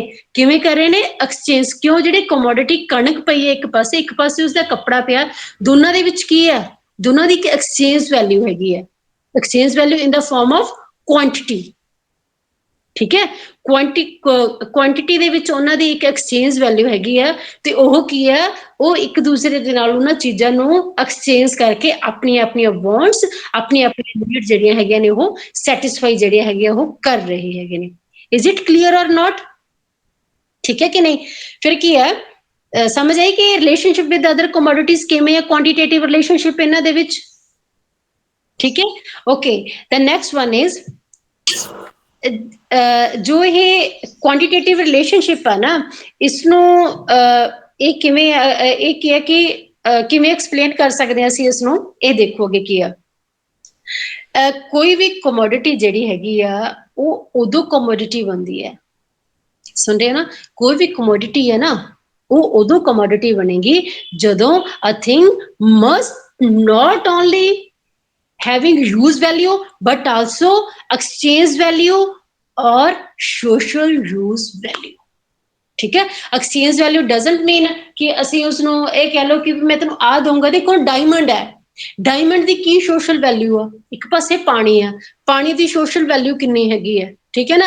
ਹੁਣ ਜੇ ਕੋਈ ਪਿਆਸ ਦੇ ਨਾਲ ਮਰਦਾ ਹੋਵੇ, ਜੇ ਉਹਨੂੰ ਕਹੋ ਨਾ ਪਿਆਸ ਨਾਲ ਮਰਦੇ ਹੋਏ ਕਿ ਵੀ ਮੈਨੂੰ ਬਹੁਤ ਪਿਆਸ ਲੱਗੀ ਹੈ, ਤੂੰ ਅਗਰ ਮੈਨੂੰ ਇੱਕ ਬੋਤਲ ਪਾਣੀ ਦੀ ਦੇ ਦੇਗਾ ਨਾ ਤਾਂ ਉਹਦੇ ਬਦਲੇ 'ਚ ਚਾਹੇ ਤੂੰ ਮੇਰੀ ਸਾਰੀ ਧਨ ਦੌਲਤ ਲੈ ਲਾ। ਅਗਲਾ ਕਹਿੰਦਾ ਨਾ, ਆਪਾਂ ਕਹਿੰਦੇ ਕਿ ਚਾਹੇ ਮੇਰੀ ਸਾਰੀ ਧਨ ਦੌਲਤ ਤੂੰ ਲੈ ਲਾ ਪਰ ਉਸਦੇ ਬਦਲੇ ਦੇ ਵਿੱਚ ਮੈਨੂੰ ਸਿਰਫ ਇੱਕ ਬੋਤਲ ਪਾਣੀ ਦੇ ਦੇ। ਉਹ ਪਾਣੀ ਆ ਜਿਹੜਾ, ਚਾਹੇ ਡਾਇਮੰਡ ਬਹੁਤ ਪ੍ਰੈਸ਼ੀਅਸ ਆ, ਡਾਇਮੰਡ ਬਹੁਤ ਕੋਸਟਲੀ ਆ। ਅਗਰ ਅਸੀਂ ਵਾਟਰ ਦੇਖੀਏ ਤਾਂ water precious for our life but ਉਹਦੀ ਕੋਸਟ ਕੁਛ ਵੀ ਨਹੀਂ ਹੈਗੀ। ਬਟ ਇੱਥੇ ਕੀ ਹੈਗਾ ਕਿ ਇੱਕ ਸੋਸ਼ਲ ਵੈਲਿਊ ਜਿਹੜੀ ਹੈਗੀ ਉਸ ਚੀਜ਼ ਦੀ, ਅਗਰ ਅਸੀਂ ਡਾਇਮੰਡ ਆਪਣੇ ਕੋਲ ਰੱਖੀ ਬੈਠਾਂਗੇ, ਡਾਇਮੰਡ ਦੀ ਸਾਡੇ ਲਈ ਸੋਸ਼ਲ ਵੈਲਿਊ ਕੀ ਹੈ? ਨਥਿੰਗ ਹੈ।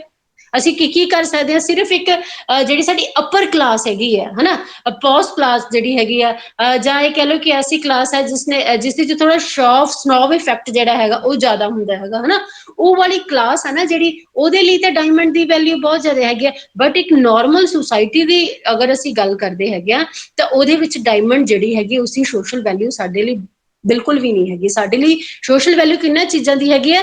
ਜਿਨ੍ਹਾਂ ਦੀ ਯੂਟਿਲਿਟੀ ਹੈ ਸਾਡੇ ਲਈ, ਜਿਹੜੀਆਂ ਸਾਡੀਆਂ ਵਾਂਟਸ ਨੂੰ, ਸਾਡੀਆਂ ਡੇਲੀ ਨੀਡਸ ਨੂੰ ਸੈਟੀਸਫਾਈ ਕਰਦੀ ਹੈਗੀ ਆ, ਠੀਕ ਹੈ ਨਾ। ਸੋ ਦੈਟ ਇੱਕ ਕਮੋਡਿਟੀ ਜਿਹੜੀ ਹੈਗੀ ਆ ਉਦੋਂ ਕਮੋਡਿਟੀ ਬਣੇਗੀ ਜਦੋਂ ਉਸਦੇ ਵਿੱਚ ਉਸਦੀ ਯੂਜ਼ ਵੈਲਿਊ ਹੋਏਗੀ, ਐਕਸਚੇਂਜ ਵੈਲਿਊ ਹੋਏਗੀ, ਔਰ ਐਕਸਚੇਂਜ ਵੈਲਿਊ ਪਲੱਸ ਉਸਦੀ ਸੋਸ਼ਲ ਵੈਲਿਊ ਵੀ ਜਿਹੜੀ ਹੈਗੀ ਆ ਉਸ ਕਮੋਡਿਟੀ ਦੀ ਉਹ ਹੋਏਗੀ। Commodity must have the quality of leaving its owners for whom it has no use value and getting into the hands of one for whom it has। Understand हुए कि नहीं हुए? देखो क्या की क्या है मैं ਹੁਣ ਦੇਖੋ, ਇੱਕ ਓਨਰ ਹੈ, ਪ੍ਰੋਡਿਊਸਰ ਆ, ਉਸਦੇ ਹੱਥਾਂ ਦੇ ਵਿੱਚ ਜਦੋਂ ਕੁਝ ਜੋ ਉਸਨੇ ਪ੍ਰੋਡਿਊਸ ਕੀਤਾ, ਠੀਕ ਹੈ, ਜਦੋਂ ਪ੍ਰੋਡਕਸ਼ਨ ਉਸਦੇ ਹੱਥਾਂ ਦੇ ਵਿੱਚ ਆ, ऑनर ਦੇ ਲਈ ਉਸ ਚੀਜ਼ ਦਾ ਕੋਈ ਵੀ ਯੂਜ਼ ਨਹੀਂ ਹੈ। ਅਗਰ ਟੂਥਪੇਸਟ ਹੈ, ਇੱਕ ਕੋਲਗੇਟ ਦੀ ਕੰਪਨੀ ਆ, ਟੂਥਪੇਸਟ ਕੱਢਦੀ ਹੈਗੀ ਆ, ਉਹਦਾ ਜਿਹੜਾ ਓਨਰ ਹੈ ਉਸਨੇ ਟੂਥਪੇਸਟ ਬਣਾਇਆ, ਠੀਕ ਹੈ ਕਿ ਨਹੀਂ, ਉਹਨੇ ਟੂਥਪੇਸਟ ਬਣਾ ਦਿੱਤਾ, ਉਹ ਮੰਨ ਲਓ ਉਹਨੇ ਬਲਕ 'ਚ ਬਣਾਊਗਾ, ਇਹ ਥੋੜੀ ਹੈ ਵੀ ਉਹ ਆਪਣੇ ਲਈ ਇੱਕ ਬਣਾ ਲੂਗਾ, ਦੋ ਬਣਾ ਲੂਗਾ, ਠੀਕ ਹੈ ਕਿ ਨਹੀਂ। ਉਹ ਕੀ ਹੈ, ਬਲਕ 'ਚ ਬਣਾਉਂਦਾ ਹੈਗਾ, ਉਹਦੇ ਆਪਣੇ ਲਈ ਬਲਕ ਦੇ ਵਿੱਚ ਬਣਾਇਆ ਹੋਇਆ ਕੋਲਗੇਟ ਆ ਜਿਹੜਾ, ਜੋ ਉਹਦਾ ਪ੍ਰੋਡਕਸ਼ਨ ਆ, ਉਸਦੀ ਪ੍ਰੋਡਕਟ ਆ, ਉਸਦੇ ਲਈ ਉਸਦੀ ਵੈਲਿਊ ਕੁਛ ਵੀ ਨਹੀਂ ਹੈਗੀ। ਜਦ ਕਿ ਜਦੋਂ ਉਹ ਉਸਨੂੰ ਦੂਸਰਿਆਂ ਦੇ ਹੱਥਾਂ ਦੇ ਵਿੱਚ ਦੇ ਦਿੰਦਾ, ਉਹਨਾਂ ਦੇ ਲਈ ਉਸ ਚੀਜ਼ ਦੀ ਵੈਲਿਊ ਬਹੁਤ ਜ਼ਿਆਦਾ ਵੱਧ ਜਾਂਦੀ ਹੈਗੀ ਹੈ। ਇਹੀ ਐਕਸਚੇਂਜ ਵੈਲਿਊ ਹੈ, ਇਹੀ ਇਸਦੀ ਕੀ ਹੈ, ਐਕਸਚੇਂਜ ਵੈਲਿਊ ਆ। ਕਿ ਉਹਨਾਂ ਨੇ ਤਾਂ ਕੀ ਹੈ ਬਣਾ ਦਿੱਤੀ, ਉਹਨਾਂ ਨੂੰ ਕੀ ਚਾਹੀਦਾ ਉਸਦੇ ਬਦਲੇ ਵਿੱਚ? ਮਨੀ ਚਾਹੀਦੀ ਹੈ। ਪਰ ਉਹੀ ਟੂਥਪੇਸਟ ਸਾਡੇ ਲਈ ਕਿੰਨੀ ਯੂਜ਼ਫੁਲ ਹੈ, ਜਦੋਂ ਓਨਰ ਦੇ ਹੱਥਾਂ ਦੇ ਵਿੱਚੋਂ ਨਿਕਲ ਕੇ ਸਾਡੇ ਹੱਥਾਂ ਦੇ ਵਿੱਚ ਆਉਂਦੀ ਹੈ, ਉਹ ਚੀਜ਼ ਕੀ ਹੋ ਜਾਂਦੀ ਹੈ, ਬਹੁਤ ਜ਼ਿਆਦਾ ਕੀ ਹੋ ਜਾਂਦੀ ਹੈ, ਫਿਰ ਯੂਜ਼ਫੁਲ ਹੋ ਜਾਂਦੀ ਹੈ। ਅਗਰ ਤੁਹਾਨੂੰ ਸਵੇਰ ਉੱਠਦੇ ਨੂੰ ਤੁਹਾਡਾ ਟੂਥਪੇਸਟ ਨਾ ਨਜ਼ਰ ਆਵੇ ਤਾਂ ਤੁਸੀਂ ਕਰਕੇ ਦੇਖਣਾ ਕਿ ਜੇ ਰਾਤ ਨੂੰ ਲੁਕੋ ਦੇਣਾ ਆਪਣਾ ਟੂਥਪੇਸਟ, ਤੇ ਮੰਮਾ ਸਵੇਰੇ ਉੱਠਦੇ ਰੌਲਾ ਪਾ ਲੈਣਗੇ ਤੁਹਾਡੇ ਕਿ ਵੀ ਮੈਂ ਪਹਿਲਾਂ ਉੱਠੇ, ਮੈਂ ਬ੍ਰਸ਼ ਕਰਨਾ, ਟੂਥਪੇਸਟ ਕਿੱਥੇ ਹੈ? ਕਿਉਂ? ਕਿਉਂਕਿ ਉਸ ਚੀਜ਼ ਦੀ ਸਾਡੇ ਲਈ ਬਹੁਤ ਵੈਲਿਊ ਹੈ। ਸਮਝ ਆਈ ਕਿ ਨਹੀਂ ਆਈ ਮੇਰੀ ਗੱਲ? ਤਾਂ ਇਹ ਹੈਗੇ ਆ ਕਿ ਜਦੋਂ ਓਨਰ ਜਿਹੜਾ ਹੈਗਾ ਨਾ, ਓਨਰ ਦੇ ਲਈ ਜੋ ਉਹ ਚੀਜ਼ ਬਣਾ ਰਿਹਾ ਹੈਗਾ ਉਸਦੀ ਯੂਜ਼ ਵੈਲਿਊ ਕੁਛ ਵੀ ਨਹੀਂ ਹੈਗੀ, ਪਰ ਉਸਦੇ ਲਈ ਉਸਦੀ ਐਕਸਚੇਂਜ ਵੈਲਿਊ ਬਹੁਤ ਜ਼ਿਆਦਾ ਹੈਗੀ ਹੈ। ਜਦੋਂ ਉਸਨੇ ਐਕਸਚੇਂਜ ਕਰ ਦਿੱਤਾ, ਉਸਨੂੰ ਮਨੀ ਦੇ ਵਿੱਚ ਐਕਸਚੇਂਜ ਕਰ ਦਿੱਤਾ, ਮਾਰਕੀਟ ਦੇ ਵਿੱਚ ਆ ਗਈ, ਤਾਂ ਉਸਦੇ ਲਈ ਮਨੀ ਦੀ ਵੈਲਿਊ ਹੈਗੀ, ਸਾਡੇ ਲਈ ਉਸ ਐਕਸਚੇਂਜ ਹੋ ਕੇ ਜੋ ਚੀਜ਼ ਸਾਡੇ ਕੋਲ ਆਈ ਹੈਗੀ, ਸਾਡੇ ਲਈ ਉਸ ਚੀਜ਼ ਦੀ ਵੈਲਿਊ ਹੈਗੀ ਹੈ। ਇਜ਼ ਇਟ ਕਲੀਅਰ ਔਰ ਨਾਟ? ਇਹ ਹੈਗੀ ਹੈ ਕਿ ਡਬਲ ਕਰੈਕਟਰ ਆ ਕਮੋਡਿਟੀ ਦਾ। ਅਗਰ ਅਸੀਂ ਕਹੀਏ ਨਾ, ਇਸਨੂੰ ਅਸੀਂ ਡਬਲ ਕਰੈਕਟਰ ਆਫ ਕਮੋਡਿਟੀ ਵੀ ਕਹਿ ਸਕਦੇ ਹੈਗੇ ਆ, ਜਾਂ ਕਹਿ ਲਓ ਕਿ twofold nature of labour ਜਿਹੜੀ ਹੈਗੀ ਆ which is required to produce, ਉਹ ਵੀ ਕਹਿ ਸਕਦੇ ਆ। The one is useful labour ਹੈ, the creator of use value, ਠੀਕ ਹੈ ਨਾ। ਪਹਿਲੀ ਤਾਂ ਕੀ ਹੈਗੀ, ਯੂਜ਼ਫੁਲ ਲੇਬਰ ਹੈ ਜਿਹੜੀ ਕਿ ਕ੍ਰੀਏਟ ਕਰਦੀ ਹੈ ਯੂਜ਼ਫੁਲ, ਤੇ ਦੂਸਰੀ ਕੀ ਹੈ, ਅਬਸਟਰੈਕਟ ਹਿਊਮਨ ਲੇਬਰ। ਇਸ ਦੇ ਬਾਰੇ ਅਸੀਂ ਦੋਨਾਂ ਬਾਰੇ ਗੱਲ ਕਰ ਚੁੱਕੇ ਹਾਂ, ਔਰ ਐਕਸਚੇਂਜ ਵੈਲਿਊ, ਠੀਕ ਹੈ ਜੀ। ਹੁਣ ਅਸੀਂ ਯੂਜ਼ਫੁਲ, ਤੇ ਮੈਂ ਤੁਹਾਨੂੰ ਉਹਨਾਂ ਸਾਰੇ ਚੀਜ਼ਾਂ ਦੇ ਬਾਰੇ ਦੱਸ ਚੁੱਕੀ ਹਾਂ। ਇਨ ਦਾ ਐਂਡ ਅਸੀਂ ਗੱਲ ਕਰਦੇ ਹਾਂ commodities ਜਿਹੜੀਆਂ ਹੈਗੀਆਂ ਨੇ use value ਵੀ ਹੈ, they are qualitative, different due to the different form of useful labor used in them. But as exchange value, they are qualitatively the same because all of them contain the same abstract human labor that differ only quantitatively due to different quantities of abstract human labor required to produce them. Commodity with equal quantities of abstract human labor are exchanged with each other. This is the crux of all about that I have talked. Is it clear? ठीक है, ਹੁਣ ਸਾਰਾ ਕੁਝ ਕਰਨ ਤੋਂ ਬਾਅਦ ਜੋ ਮੈਂ ਤੁਹਾਨੂੰ ਥਿਊਰੀ ਸ਼ੁਰੂ ਕਰਨ ਤੋਂ ਪਹਿਲਾਂ ਗੱਲ ਕਹੀ ਸੀਗੀ ਕਿ ਕਿਸੇ ਕਮੋਡਿਟੀ ਜਿਹੜੀ ਹੈਗੀ ਆ ਉਹ ਉਸਦੀ ਵੈਲਿਊ ਜਿਹੜੀ ਹੈਗੀ ਆ ਉਹ ਕਿਵੇਂ ਮੈਜ਼ਰ ਕੀਤੀ ਜਾਊਗੀ। ਠੀਕ ਹੈ, ਕੁਐਸਚਨ ਕੀ ਹੈ, how to measure the value of commodity. ਸਾਡਾ ਕੁਐਸਚਨ ਤਾਂ ਇਹੀ ਸੀਗਾ, ਇਹ ਤਾਂ ਅਸੀਂ ਸਾਰੀਆਂ ਗੱਲਾਂ ਦੇ ਬਾਰੇ ਗੱਲ ਕਰ ਹੀ ਲਈ ਹੈ। ਕਿਵੇਂ ਆ, it is ਮੈਜ਼ਰਡ by the quantitative, ਜਾਂ ਪਲੀਜ਼ ਮਿਊਟ ਹੋ ਕੇ ਰਹੋ। Yes, okay.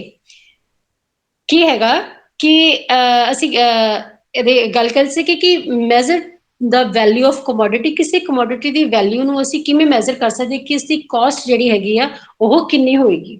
ਠੀਕ ਹੈ, it is measured by the quantity of abstract labor contained in the commodity. The quantity of abstract labor is expressed in the term of labor time. Is it clear? कि किसे quantity ਨੂੰ ਕਿਸੇ product ਨੂੰ produce ਕਰਨ ਦੇ ਲਈ ਇੱਕ labour ਜਿਸ ਦੀਆਂ ਸਰਵਿਸਿਜ਼ ਇੱਕ ਕੈਪੀਟਲਿਸਟਿਕ ਜਿਹੜਾ ਹੈਗਾ ਉਹ ਹਾਇਰ ਕਰਦਾ ਹੈਗਾ, ਉਸਦੇ ਬਦਲੇ ਚ ਉਸਨੂੰ ਵੇਜ ਦਿੰਦਾ ਹੈਗਾ, ਉਹਦਾ ਟਾਈਮ ਕਿੰਨਾ ਸਪੈਂਡ ਹੋਇਆ ਕਿਸੇ ਇੱਕ ਪ੍ਰੋਡਕਟ ਨੂੰ ਤਿਆਰ ਕਰਨ ਦੇ ਲਈ। ਸਮਝਿਆ ਕਿ ਨਹੀਂ? ਕੀ ਇਹ ਕਿਵੇਂ ਹੋਏਗਾ? In terms of labour time which find in its standard in, ਜਾਂ ਤਾਂ ਉਸੇ ਨੇ ਘੰਟਿਆਂ ਚ ਕੰਮ ਕੀਤਾ ਕਿਸੇ ਚੀਜ਼ ਨੂੰ ਪ੍ਰੋਡਿਊਸ ਕਰਨ ਦੇ ਲਈ, ਉਸਨੂੰ ਕਿੰਨੇ ਦਿਨ ਲੱਗੇ ਨੇ, ਕਿੰਨੇ ਘੰਟੇ ਲੱਗੇ ਨੇ, ਕਿੰਨੇ ਉਸਨੂੰ ਹਫ਼ਤੇ ਲੱਗੇ ਨੇ ਉਸ ਦੇ ਵਿੱਚ ਕਿਸੇ ਨੂੰ ਪ੍ਰੋਡਿਊਸ ਕਰਨ ਦੇ ਲਈ। ਇਸ ਤਰ੍ਹਾਂ ਉਹਦਾ ਜਿਹੜਾ ਹੈਗਾ ਉਹ ਕਿਸੇ ਦੀ ਕਾਸਟ ਜਿਹੜੀ ਹੈਗੀ ਆ, ਠੀਕ ਹੈ, ਕਮੋਡਿਟੀ ਦੀ, ਉਹ ਡਿਟਰਮਿਨ ਕੀਤੀ ਜਾਂਦੀ ਹੈ। ਬਟ ਇਹਦੇ ਵਿੱਚ ਕੁਛ ਕੁ ਡਿਫੀਕਲਟੀਜ਼ ਆਉਂਦੀਆਂ ਸੀਗੀਆਂ। ਕਿਹੜੀਆਂ ਡਿਫੀਕਲਟੀਜ਼ ਆਉਂਦੀਆਂ ਸੀ? 2 ਡਿਫੀਕਲਟੀਜ਼ ਇੱਥੇ ਸਾਡੇ ਸਾਹਮਣੇ ਅਰਾਈਜ਼ ਹੋਈਆਂ। ਦਾ ਫਸਟ ਜਿਹੜੀ ਹੈਗੀ ਸੀ ਉਹ ਕੀ ਸੀਗੀ? since the intensity of efforts per unit of time is not the same either for one individual to between another individual।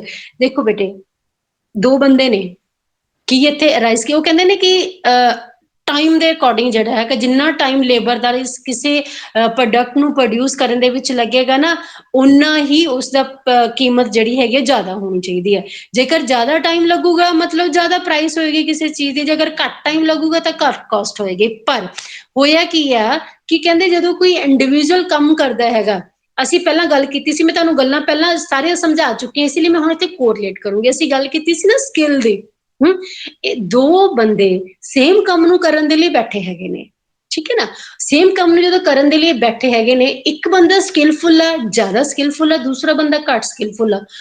ਇੱਕ ਬੰਦਾ ਕਿਸੇ ਕੰਮ ਨੂੰ ਉਸ ਚੀਜ਼ ਨੂੰ ਪ੍ਰੋਡਿਊਸ ਕਰਨ ਦੇ ਲਈ 1 ਘੰਟਾ ਲੈ ਰਿਹਾ, ਦੂਸਰਾ ਬੰਦਾ 2 ਘੰਟੇ ਲੈ ਰਿਹਾ, ਪਰ ਚੀਜ਼ਾਂ ਵੀ ਸੇਮ ਆ, ਸੇਮ ਪਰਸਨ ਆ, ਸਭ ਕੁਝ ਸੇਮ ਆ। ਹੁਣ ਇਹਦਾ ਮਤਲਬ ਇਹ ਥੋੜੀ ਕਿ ਜਿਸ ਬੰਦੇ ਨੇ 1 ਘੰਟਾ ਲਾਇਆ ਹੈਗਾ ਤਾਂ ਉਸਦੀ ਜਿਹੜੀ ਕਮੋਡਿਟੀ ਉਸਨੇ ਤਿਆਰ ਕੀਤੀ ਹੈ ਕਿ ਉਸਦਾ ਰੇਟ ਘੱਟ ਕਰ ਦਿਓ ਕਿਉਂਕਿ ਉਹ 'ਚ ਘੱਟ ਟਾਈਮ ਇਨਵੋਲਵ ਹੋਇਆ ਹੈਗਾ, ਹਨਾ। ਤੇ ਦੂਸਰਾ ਬੰਦਾ ਜਿਸਨੇ ਉਸ ਕੰਮ ਨੂੰ ਕਰਨ ਦੀ, ਜਦ ਕਿ ਉਹ ਸਕਿੱਲਫੁਲ ਸੀ, ਪਹਿਲਾਂ ਵਾਲਾ ਬੰਦਾ, ਉਹਨੇ ਆਪਣੀ ਸਕਿੱਲ ਨੂੰ ਯੂਜ਼ ਕਰਕੇ ਟਾਈਮ ਰਿਡਿਊਸ ਕਰ ਲਿਆ। ਉਸਨੇ ਟਾਈਮ ਰਿਡਿਊਸ ਹੋਣ ਦਾ ਮਤਲਬ ਕਿ ਉਸਨੂੰ ਟਾਈਮ ਘੱਟ ਲੱਗਿਆ। ਪਰ ਜਿਹੜੀ ਇਹ ਥਿਊਰੀ ਹੈਗੀ ਉਹ ਇਹ ਕਹਿੰਦੀ ਸੀ ਕਿ ਕਿਸੇ ਵੀ ਪ੍ਰੋਡਕਟ ਦੀ ਜਿਹੜੀ ਕਾਸਟ ਹੈਗੀ ਆ ਉਹ ਇਸ ਤਰ੍ਹਾਂ ਡਿਟਰਮਿਨ ਹੋਏਗੀ ਕਿ ਜਿੰਨਾ ਉਸ ਵਿੱਚ ਟਾਈਮ ਜਿਹੜਾ ਹੈਗਾ ਜ਼ਿਆਦਾ ਇਨਵੋਲਵ ਹੋਏਗਾ। ਹੁਣ ਉਹ ਬੰਦਾ ਸਕਿੱਲਫੁਲ ਵੀ ਹੈਗਾ, ਉਸਨੇ ਆਪਣੀ ਸਕਿੱਲ ਦੇ ਨਾਲ ਕਿਸੇ ਚੀਜ਼ ਦਾ ਪ੍ਰੋਡਕਸ਼ਨ ਵੀ ਕੀਤੀ ਹੈ, ਪਰ ਉਸ ਪ੍ਰੋਡਕਸ਼ਨ ਦੇ ਨਾਲ ਉਸਨੇ ਇਨਵੋਲਵ ਟਾਈਮ ਸੀਗਾ ਨਾ ਜਿਹੜਾ ਉਹ ਘਟ ਗਿਆ ਉਹਦੇ ਵਿੱਚ। ਦੂਸਰੇ ਪਾਸੇ ਬੰਦਾ ਕਿੱਦਾਂ ਦਾ ਬੈਠਾ ਹੈ ਜਿਹੜਾ ਸਕਿਲਫੁਲ ਨਹੀਂ ਹੈਗਾ। ਜਿਹੜਾ ਸਕਿਲਫੁਲ ਨਹੀਂ ਹੈਗਾ ਇਟ ਮੀਨਸ ਉਹ ਕਿਸੇ ਕਮੋਡਿਟੀ ਨੂੰ ਪ੍ਰੋਡਿਊਸ ਕਰਨ ਦੇ ਲਈ ਜ਼ਿਆਦਾ ਟਾਈਮ ਲਗਾਏਗਾ। ਜਿੰਨਾ ਉਸਨੇ ਉਸ ਪ੍ਰੋਡਿਊਸ ਕਰਨ ਦੇ ਲਈ ਜ਼ਿਆਦਾ ਟਾਈਮ ਲਗਾਇਆ ਹੈਗਾ, ਇਹਦਾ ਮਤਲਬ ਇਹ ਥੋੜੀ ਕਿ ਉਹਨੇ ਜਿਹੜੀ ਪ੍ਰੋਡਕਸ਼ਨ ਕੀਤੀ ਹੋਗੀ ਉਹਦੀ ਵੈਲਿਊ ਜ਼ਿਆਦਾ ਹੋਊਗੀ ਉਸਦੀ, ਨਹੀਂ ਹੋਈ ਨਾ। ਤਾਂ ਇਹ ਚੀਜ਼ ਹੈ ਕਿ ਕਹਿੰਦੇ ਇੱਥੇ ਇਹ ਦਿੱਕਤ ਆਉਂਦੀ ਹੈ ਜਦੋਂ ਅਸੀਂ ਅਗਰ ਇਹ ਗੱਲ ਕਹੀਏ ਨਾ, ਅਸੀਂ ਮਾਰਕਸ ਨੂੰ ਇਹ ਮੰਨ ਕੇ ਚੱਲਦੀ ਹੈ ਕਿ ਟਾਈਮ ਇਨਵੋਲਵ ਦੇ ਹਿਸਾਬ ਦੇ ਨਾਲ ਅਸੀਂ ਕਿਸੇ ਵੀ ਕਮੋਡਿਟੀ ਦਾ ਪ੍ਰਾਈਸ ਜਿਹੜਾ ਹੈਗਾ ਨਾ, ਕਾਸਟ ਜਿਹੜੀ ਹੈਗੀ ਡਿਟਰਮਿਨ ਕਰ ਸਕਦੇ ਹਾਂ। ਕਹਿੰਦੇ ਪਹਿਲੀ ਦਿੱਕਤ ਉੱਥੇ ਇਹੀ ਆ ਜਾਂਦੀ ਹੈ ਸਾਨੂੰ ਕਿ ਜਿਹੜਾ ਇੰਡੀਵਿਜੂਅਲ ਟੂ ਇੰਡੀਵਿਜੂਅਲ ਐਫਰਟਸ ਜਿਹੜੇ ਹੈਗੇ ਆ ਨਾ ਉਹ ਡਿਫਰ ਕਰਦੇ ਹੈਗੇ ਨੇ। Is it right? ਦੂਸਰੀ ਇਹਦੇ ਵਿੱਚ ਇੱਕ ਤਾਂ ਪ੍ਰੋਬਲਮ ਇਹ ਆ ਗਈ, ਠੀਕ ਹੈ ਨਾ। ਸੈਕਿੰਡ ਪ੍ਰੋਬਲਮ ਕੀ ਸੀਗੀ ਜਿਹੜੀ ਮੈਂ ਤੁਹਾਨੂੰ ਹੁਣ ਕਲੀਅਰ ਕਰਕੇ ਚੁੱਕੀ ਹਾਂ, ਪ੍ਰੋਬਲਮ ਆਫ ਡਿਫਰੈਂਟ ਸਕਿੱਲਸ, ਠੀਕ ਹੈ ਨਾ। ਅਲੱਗ-ਅਲੱਗ ਸਕਿੱਲਸ ਹੁੰਦੀਆਂ ਨੇ। ਹੁਣ ਦੇਖੋ ਕੁਝ ਕੰਮ ਇਸ ਤਰ੍ਹਾਂ ਦੇ ਹੋਣਗੇ ਬੇਟੇ ਜਿਹੜੇ ਸਲੋ ਹੀ ਚੱਲਣਗੇ, ਚਾਹੇ ਤੁਸੀਂ ਸਕਿਲਫੁਲ ਹੋ। ਉਹ ਕੰਮ ਨੇ ਜਿੰਨਾ ਟਾਈਮ ਲੈਣਾ ਨਾ ਉਸਨੇ ਉਨਾ ਟਾਈਮ ਲੈਣਾ ਹੀ ਲੈਣਾ ਹੈ। ਜਿਵੇਂ ਤੁਸੀਂ ਦੇਖੋ ਕੋਈ ਮੈਸਨ ਦੀਵਾਰ ਖੜੀ ਕਰ ਰਿਹਾ ਹੈਗਾ, ਸਕਿਲਡ ਹੈ ਨਾ, ਲੇਬਰ ਸਕਿਲਡ ਹੁੰਦੀ ਹੈਗੀ ਹੈ ਇਹ, ਠੀਕ ਹੈ। ਹੁਣ ਇਹ ਤਾਂ ਹੈ ਨਹੀਂ ਕਿ ਫਟਾਫਟ ਉਹ ਆਪਣਾ ਹੱਥ ਮਾਰੀ ਜਾਊਗਾ ਤੇ ਉਹ ਦੀਵਾਰ ਨੂੰ ਖੜੀ ਕਰਨ ਦੇ ਲਈ ਉਸਨੂੰ 2 ਦਿਨ ਚਾਹੀਦੇ ਹੁੰਦੇ, 1 ਦਿਨ 'ਚ ਦੀਵਾਰ ਖੜੀ ਕਰ ਦੂਗਾ ਉਹ। Is it possible? ਕਿੰਨੀ ਕੁ ਤੇਜ਼ ਕੰਮ ਕਰ ਲੇਗਾ, ਕਿੰਨੀ ਕੁ ਤੇਜ਼ ਹੱਥ ਮਾਰ ਲੇਗਾ ਉਹ, ਠੀਕ ਹੈ। ਸਲੋ ਕਰਨਾ ਤਾਂ ਉਹਦੇ ਹੱਥਾਂ 'ਚ ਹੈਗਾ, ਪਰ ਉਹ ਇੰਨਾ ਵੀ ਸਲੋ ਨਹੀਂ ਕਰ ਸਕਦਾ ਉਸ ਪ੍ਰੋਸੈਸ ਨੂੰ ਕਿ ਉਸਨੂੰ ਬਹੁਤ ਜ਼ਿਆਦਾ ਟਾਈਮ ਲੈ ਲਵੇ, ਠੀਕ ਹੈ ਨਾ। ਜਿਹੜਾ ਇੱਥੇ ਫਰਕ ਕੀ ਆਉਂਦਾ ਹੈਗਾ, ਉਹਦੀ ਸਕਿਲਫੁਲ ਤਾਂ ਹੈਗਾ ਤੇ ਜਿੰਨਾ ਟਾਈਮ ਕਿਸੇ ਚੀਜ਼ ਨੇ ਲੈਣਾ ਹੈ ਨਾ ਉਸਨੇ ਉਹ ਟਾਈਮ ਲੈਣਾ ਹੀ ਲੈਣਾ ਹੈ, ਠੀਕ ਹੈ। ਸਕਿਲਡ ਲੇਬਰ ਜਿਹੜੀ ਹੈਗੀ ਆ, ਤਾਂ ਆ ਵੀ ਡਿਫਰੈਂਟ ਜਿਹੜਾ ਹੈਗੀ ਆ ਉਹ ਆ ਜਾਂਦੀ ਹੈ। ਫਿਰ ਅਸੀਂ ਕਿਵੇਂ ਡਿਟਰਮਿਨ ਕਰ ਸਕਦੇ ਹੈਗੇ ਆ ਕਿ ਜਿਸ ਦੇ ਵਿੱਚ ਜਿੰਨੀ ਲੇਬਰ ਉਹਦੀ ਕਾਸਟ ਜਿਹੜੀ ਹੈਗੀ ਕਿਸੇ ਪ੍ਰੋਡਕਟ ਦੀ, ਇਸੇ ਲਈ ਹੀ ਇਸ ਤਰ੍ਹਾਂ ਮੈਸ਼ਰ ਕਰ ਸਕਦੇ ਆ ਕਿ ਉਹਦੇ ਵਿੱਚ ਕਿੰਨੀ ਲੇਬਰ ਜਿਹੜੀ ਹੈਗੀ, ਲੇਬਰ ਟਾਈਮ ਜਿਹੜਾ ਹੈਗਾ ਉਹ ਇਨਵੋਲਵ ਹੋਇਆ। It's very difficult. Is it clear ਔਰ ਨਾਟ? ਠੀਕ ਹੈ। ਤੇ ਮਾਰਕਸ ਨੇ ਫਿਰ ਇਸ ਦਾ ਇੱਕ ਸੋਲਿਊਸ਼ਨ ਦਿੱਤਾ ਸੀਗਾ। ਸੋਲਿਊਸ਼ਨ ਕੀ ਦਿੱਤਾ ਸੀ? lies in selecting the concept of, please write on your notebooks, socially necessary labor. Please write, I am repeating my words, socially necessary labor. ठीक है। ਇਹ ਕਿਸੇ socially necessary labor ਮਤਲਬ ਕਿ ਜਿੰਨੀ ਕਿਸੇ ਕੰਮ ਨੂੰ ਕਰਨ ਦੇ ਲਈ ਉਹਨਾਂ ਨੇ ਫਿਕਸ ਕੀਤਾ ਉਸ ਚੀਜ਼ ਨੂੰ, ਕਿਉਂਕਿ ਇਹ ਉਹੀ ਪਹਿਲਾਂ ਵਾਲੀ ਗੱਲਾਂ ਸਾਰੀਆਂ ਮੈਂ ਨਹੀਂ ਦੁਹਰਾਉਂਗੀ ਕਿ ਉਹਨਾਂ ਨੇ ਫਿਕਸ ਕੀਤਾ ਸੀਗਾ ਕਿ ਹਾਂ ਵੀ ਜਿੰਨੀ ਸੋਸ਼ਲੀ ਅਪਰੂਵਡ ਹੈ ਕਿ ਇਸ ਕੰਮ ਨੂੰ ਕਰਨ ਦੇ ਲਈ ਇੰਨੇ ਘੰਟੇ ਲੱਗਦੇ ਹੈਗੇ ਆ, ਠੀਕ ਹੈ ਨਾ। ਉਸ ਹਿਸਾਬ ਦੇ ਨਾਲ ਕਿਸੇ ਦੀ ਕਾਸਟ ਜਿਹੜੀ ਹੈਗੀ ਉਸਨੂੰ ਡਿਟਰਮਿਨ ਕਰੋ। ਮਤਲਬ ਕਿ ਬੇਸਿਕ ਵੈਲਿਊ ਯੂਨਿਟ ਕ੍ਰੀਏਟ ਕਰ ਦਿੱਤਾ ਉਹਨਾਂ ਨੇ। ਕੀ ਯੂਨਿਟ ਕ੍ਰੀਏਟ ਕਰਤਾ? ਬੇਸਿਕ ਵੈਲਿਊ ਕ੍ਰੀਏਟਿੰਗ ਯੂਨਿਟ ਜਿਹੜਾ ਹੈਗਾ ਉਹਨਾਂ ਨੇ ਇੱਕ ਡਿਵੈਲਪ ਕਰਤਾ। Socially necessary labour is the labour of average quality. ਇਹਦੇ 'ਚ ਇਹ ਨਹੀਂ ਬੇਟੇ ਜਦੋਂ ਵੀ ਅਸੀਂ ਪੂਰੀ ਸੁਸਾਇਟੀ ਨੂੰ ਲੈ ਕੇ ਕੋਈ ਕੰਮ ਕਰਦੇ ਹੁੰਦੇ ਆ ਹਨਾ, ਪੂਰੀ ਸੁਸਾਇਟੀ ਤੇ ਕਿਸੇ ਚੀਜ਼ ਨੂੰ ਜਦੋਂ ਅਸੀਂ ਇੰਪੋਜ਼ ਕਰਨਾ ਹੁੰਦਾ ਤਾਂ ਉਹਦੇ ਵਿੱਚ ਅਸੀਂ ਨਾ ਤਾਂ ਬਹੁਤ ਹਾਇਰ ਕਲਾਸ ਨੂੰ ਵਿੱਚ ਲੈ ਕੇ ਚੱਲਦੇ ਹਾਂ, ਸਿਰਫ ਉਹਨਾਂ ਲਈ ਸੋਚਦੇ ਹਾਂ, ਨਾ ਅਸੀਂ ਬਹੁਤ ਲੋਅਰ ਨੂੰ ਲੈ ਕੇ ਸੋਚਦੇ ਹਾਂ। ਕਿੱਥੇ ਸੋਚਿਆ ਜਾਂਦਾ? ਮਿਡਲ ਦੇ ਲਈ ਸੋਚਿਆ ਜਾਂਦਾ ਹਮੇਸ਼ਾ। ਤਾਂ ਉਹਨਾਂ ਨੇ ਵੀ ਕੀ ਕੀਤਾ ਸੀਗਾ, ਸੋਸ਼ਲੀ ਨੈਸੈਸਰੀ ਲੇਬਰ ਜਿਹੜੀ ਹੈਗੀ ਆ ਉਹਨਾਂ ਨੇ ਕੀ ਕੀਤਾ, ਲੇਬਰ ਆਫ ਐਵਰੇਜ ਕੁਆਲਿਟੀ। ਨਾ ਤਾਂ ਬਹੁਤ ਜ਼ਿਆਦਾ ਸਕਿਲਫੁਲ ਹੋਣ ਉਹ ਤੇ ਨਾ ਹੀ ਉਹ ਘੱਟ ਸਕਿਲਫੁਲ ਹੋਣ, ਇੰਨੇ ਕੁ ਜੋਗੇ ਹੋਣ ਕਿ ਉਹ ਕੰਮ ਨੂੰ ਕਰ ਸਕਣ। ਉਸ ਤਰ੍ਹਾਂ ਉਹਨਾਂ ਨੇ ਇਹਨਾਂ ਦੇ ਵਰਕਿੰਗ ਆਵਰਸ ਜਿਹੜੇ ਹੈਗੇ ਨੇ ਉਹ ਕੀ ਕਰ ਦਿੱਤੇ, ਇੱਕ ਲੈਵਲ ਮੇਨਟੇਨ ਜਿਹੜਾ ਹੈਗਾ, ਇੱਕ ਯੂਨਿਟ ਜਿਹੜਾ ਹੈਗਾ ਉਹ ਕ੍ਰੀਏਟ ਕਰ ਦਿੱਤਾ ਕਿ ਭਾਈ ਇੰਨਾ ਦਾ ਟਾਈਮ ਇੱਕ ਚੀਜ਼ ਨੂੰ ਪ੍ਰੋਡਿਊਸ ਕਰਨ ਦੇ ਲਈ ਲੱਗੂਗਾ ਹੀ ਲੱਗੂਗਾ। ਜੇ ਉਸ ਤੋਂ ਵੱਧ ਟਾਈਮ ਲੱਗਿਆ ਜਾਂਦਾ ਇਟ ਮੀਨਸ, ਜਾਂ ਘੱਟ ਟਾਈਮ ਲੱਗਿਆ ਜਾਂਦਾ ਤਾਂ ਉਸਦੀ ਕਾਸਟ ਦੇ ਉੱਪਰ ਕਿਸੇ ਕਿਸਮ ਦਾ ਇੰਪੈਕਟ ਨਹੀਂ ਪਵੇਗਾ। ਜਾਂ ਤੁਸੀਂ ਇਸ ਨੂੰ ਕਹਿ ਸਕਦੇ ਹੋ ਲੀਸਟ skilled labor ਕਹਿ ਸਕਦੇ ਹੋ, least skilled labor, ਠੀਕ ਹੈ।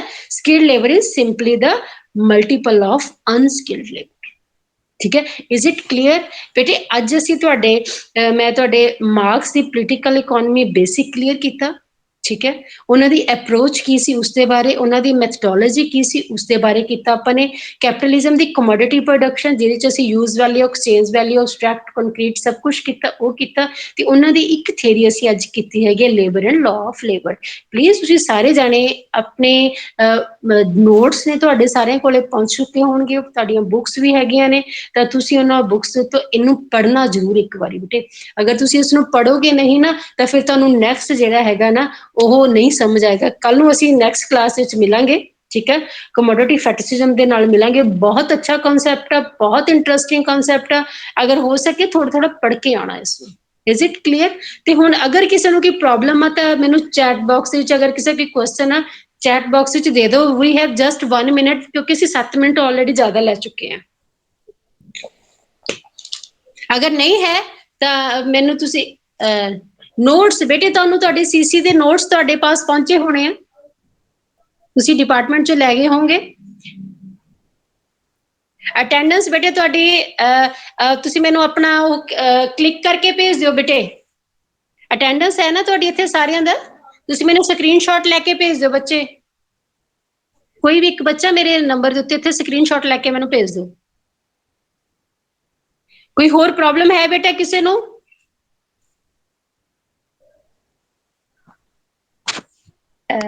ਜੁਆਇਨ ਹੀ ਰਹੀ ਹੋ, ਮੈਂ ਤੁਹਾਡੀ ਅਟੈਂਡੈਂਸ ਹੋ ਰਹੀ ਹੈ ਬੇਟੇ। ਕੋਈ ਵੀ ਲੀਵ ਨਹੀਂ ਕਰਨਾ class.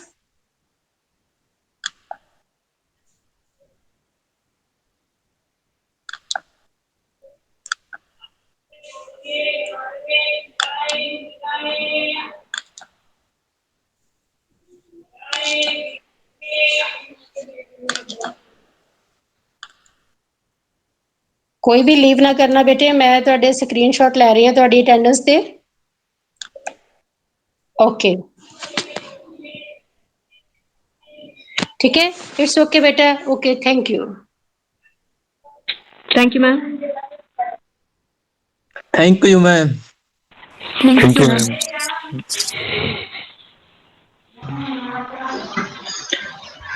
Good afternoon, students. Good afternoon ma'am. हाँ जी बच्चे, आपकी मनी एंड बैंकिंग की क्लास स्टार्ट हो रही है। चलो बस अपने आप को म्यूट कर दो और जब भी कोई प्रॉब्लम हो तो अनम्यूट करके आप क्वेश्चन पूछ सकते हो, ठीक है। हम मनी एंड बैंकिंग की क्लास स्टार्ट करते हैं। सेक्शन ए स्टार्ट करेंगे और हमारा पहला टॉपिक है सेंट्रल बैंक।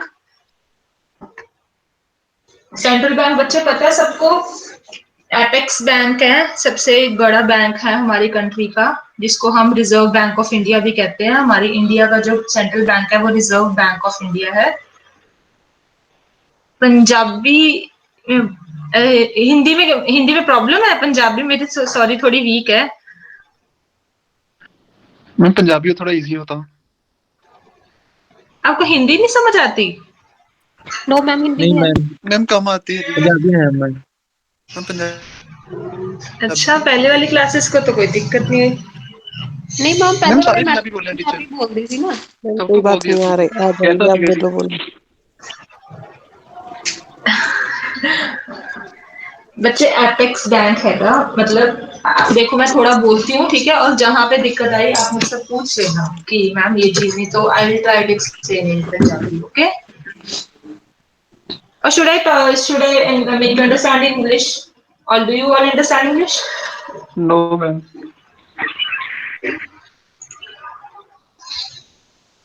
बच्चे Hindi is almost similar to Punjabi only, like apex bank है, ठीक है, मतलब सुप्रीम बैंक है, सेंट्रल बैंक सबसे बड़ा बैंक है।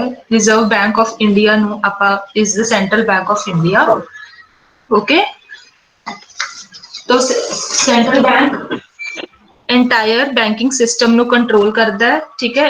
सोल एजेंसी है नोट इशू करने का, नोट जो हम इशू करते हैं उसकी वो सोल एजेंसी है।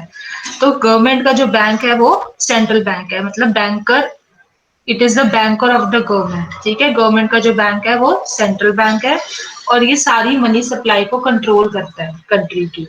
अंडरस्टूड? अंडरस्टूड? एपेक्स बैंक का इसके पास ही सिर्फ मतलब ਇਹਦੇ ਕੋਲ ਹੀ ਹੱਕ ਹੈ, ਠੀਕ ਹੈ, ਨੋਟ ਇਸ਼ੂ ਕਰਨ ਦਾ। ਆਪਣੀ ਗਵਰਨਮੈਂਟ ਦਾ ਬੈਂਕਰ ਬੈਂਕ ਹੈ ਤੇ ਕੰਟਰੋਲ ਕਰਦਾ ਹੈ ਮਨੀ ਸਪਲਾਈ ਨੂੰ, ਓਕੇ। ਤੇ ਆਪਣੀ ਕੰਟਰੀ ਦਾ ਸੈਂਟਰਲ ਬੈਂਕ ਹੀ ਕਿਹੜਾ ਹੈ? Reserve bank of India, okay. हाँ जी।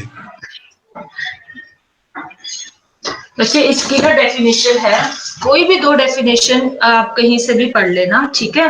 जो भी नोट्स होंगे या कोई आप बुक सोर्स यूज कर रहे हो तो दो डेफिनेशन में प्लीज आप कर लेना।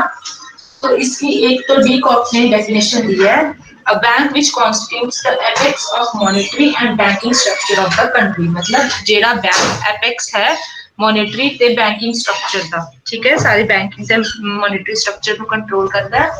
ते एक definition देती है बैंक for international settlement ने, definition explain करते हैं the bank in any country to which has been entrusted the duty of regulating the volume of currency and credit in that country। मतलब जेड़ा बैंक ਨੂੰ ਇਹ duty ਦਿੱਤੀ ਜਾਂਦੀ ਹੈ ਕਿ ਤੁਸੀਂ ਰੈਗੂਲੇਟ ਕਰਨਾ ਹੈ ਕਰੰਸੀ ਦੀ ਵੋਲਿਊਮ ਨੂੰ ਕਿ ਕਿੰਨੀ ਕਰੰਸੀ ਤੇ ਕ੍ਰੈਡਿਟ ਆਪਣੀ ਇਕਨੋਮੀ ਚ ਫਲੋ ਕਰੇਗਾ, ਤੇ ਜਿਹੜਾ ਬੈਂਕ ਨੂੰ ਡਿਊਟੀ ਦਿੱਤੀ ਜਾਂਦੀ ਹੈ ਉਹਨੂੰ ਕਹਿੰਦੇ ਆਪਾਂ सेंट्रल बैंक। अंडरस्टूड बच्चे? ये डेफिनेशन है, कोई भी दो डेफिनेशन आपको जो बेटर लगे, इजी लगे, कोई भी सोच से आप वो कर लेना। ओके, तो सेंट्रल बैंक समझ आ गया। Reserve Bank of India is the central bank of a country. Now we'll shift to the functions of the central bank. Okay, first पहला फंक्शन है इशूइंग ऑफ नोट्स, मतलब नोट्स इशू करना। तो सिर्फ और सिर्फ एक्सक्लूसिव राइट नोट इशू करन दा किदे कोल हैगा, सेंट्रल बैंक कोल है। कोई और अथॉरिटी इशू नहीं कर सकती, सिर्फ अपनी कंट्री का reserve Bank of India issue कर सकता है ते अनलिमिटेड लीगल टेंडर है, ठीक है।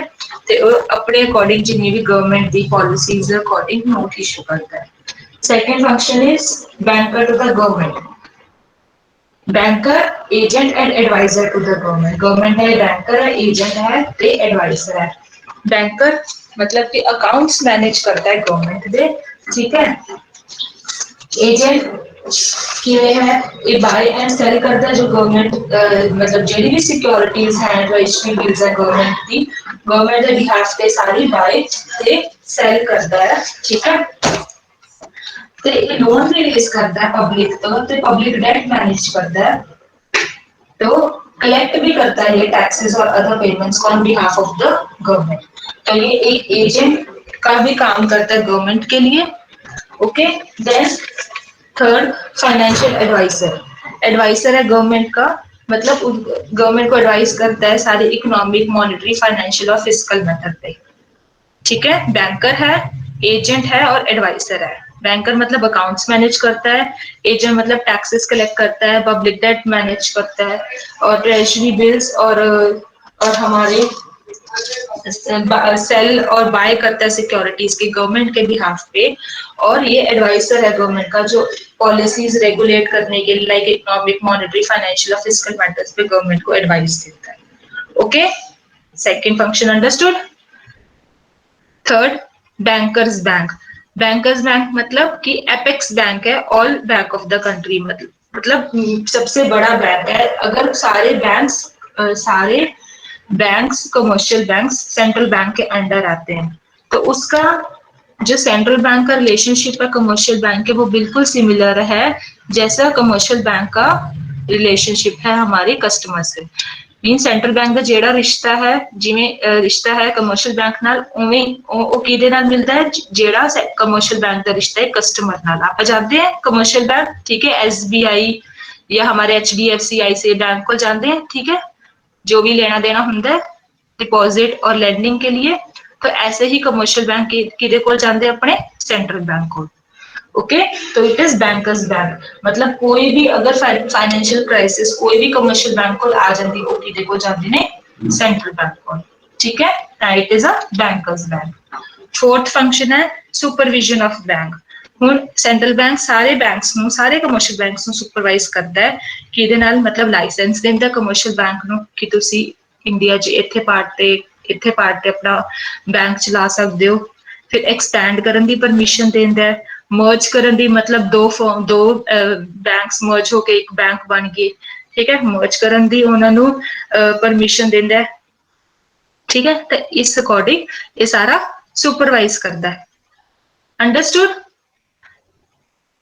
बच्चे? कहीं पे समझ नहीं आया अपने आप को अनम्यूट करके मुझसे डाउट पूछ लेना। Next function is lender of last resort. Lender of last resort मतलब किदे तो लैंड करना है और लास्ट रिजॉर्ट मतलब कमर्शियल बैंक में जब कदे समझ नहीं आता कि जब उन्हें तो किसी होर दी मतलब होर सोर्सेस तो हेल्प नहीं मिलती तो वो लास्ट किदे कोल जाते हैं सेंट्रल बैंक को। लास्ट रिजॉर्ट कमर्शियल बैंक का कौन है? सेंट्रल बैंक, ठीक है। तो फिर बैंक सेंट्रल बैंक क्या करते हैं, उनको लोन देते हैं पर सिक्योरिटी के साथ, कमर्शियल बैंक को लोन देते हैं they but by giving them, but commercial bank को उन्हें सिक्योरिटी देनी पड़ती है, ठीक है। Next is custodian of foreign exchange. Custodian foreign exchange पता है, एक्सचेंज रेट जो हमारे इंटरनेशनल लेवल पे होता है, तो उन्हें मेंटेन करता है, ठीक है, उन्हें स्टेबलाइज करता है ताकि बैलेंस ऑफ पेमेंट में भी डिफिकल्टीज ना हो। मैम केड़ा रेट क्या ਸੀ डेनिस रिपीट कर हाँ जी करना केड़ा रेट क्या ਸੀ custodian okay exchange rate foreign exchange ਜਿਹੜਾ ਆਪਾਂ ਐਕਸਚੇਂਜ ਨਹੀਂ ਕਰਦੇ ਡਾਲਰ ਦੇ ਨਾਲ ਰੁਪਏ ਦੀ ਵੈਲਿਊ ਕਿੰਨੀ ਹੋਊਗੀ, ਠੀਕ ਹੈ, ਆਪਾਂ ਫॉरेन एक्सचेंज स्टेबलाइज ਕਰਨ ਲਈ ਤਾਂ ਕਿ balance of payment the international payments ਜਿਹੜੀ ਆਪਾਂ ਕਰਨੀ ਹੁੰਦੀਆਂ, ਠੀਕ ਹੈ, ਆਪਣਾ ਐਕਸਚੇਂਜ ਰੇਟ ਉਹ ਸਟੇਬਲਾਈਜ਼ ਕਰਦਾ ਹੈ ਤਾਂ ਕਿ ਆਪਣੀ ਬੈਲੈਂਸ ਆਫ ਪੇਮੈਂਟਸ ਚ ਡਿਫਿਕਲਟੀਜ਼ ਨਾ ਹੋ। Okay, then is clearing house function. एक क्लीयरिंग हाउस फंक्शन भी एक्ट करता है। देखो हुण दो बैंक्स है, सपोज SBI ते HDFC, दोनों का अकाउंट है सेंट्रल बैंक को। एक बैंक ने SBI ने HDFC ਨੂੰ 10,000 देने हैं ते HDFC ने SBI ਨੂੰ 15,000 देने हैं, तो वो की करेंगे, तो सेंट्रल बैंक ही ट्रांसफर कर देगा cash.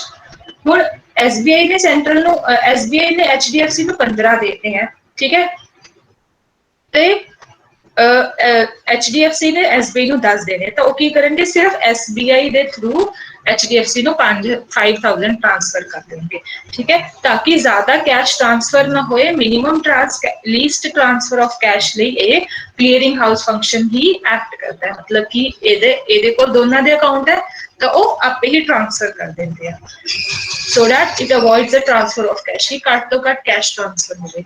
Understood. Then is next function is control of credit।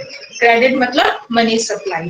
ਹੁਣ ਜਿਹੜੀ मनी सप्लाई अपनी इकोनॉमी ਚ ਹੁੰਦੀ ਹੈ ਉਹਨੂੰ कौन कंट्रोल करते हैं, अपनी सेंट्रल बैंक। मतलब मनी सप्लाई इंक्रीज करनी है या मनी सप्लाई डिक्रीज करनी है, इट डिपेंड्स कि इकोनॉमी च इन्फ्लेशन है या डिफ्लेशन है।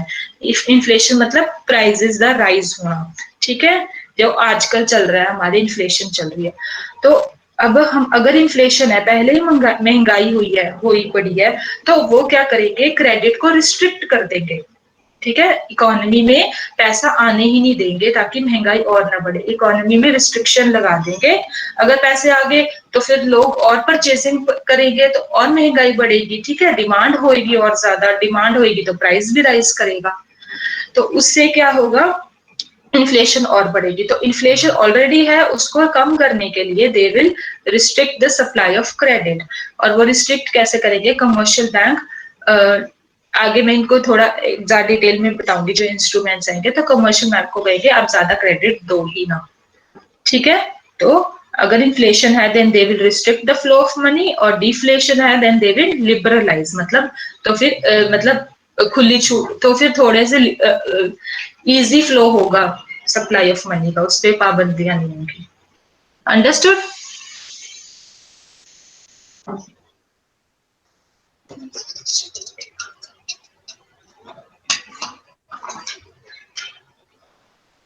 Next is development role.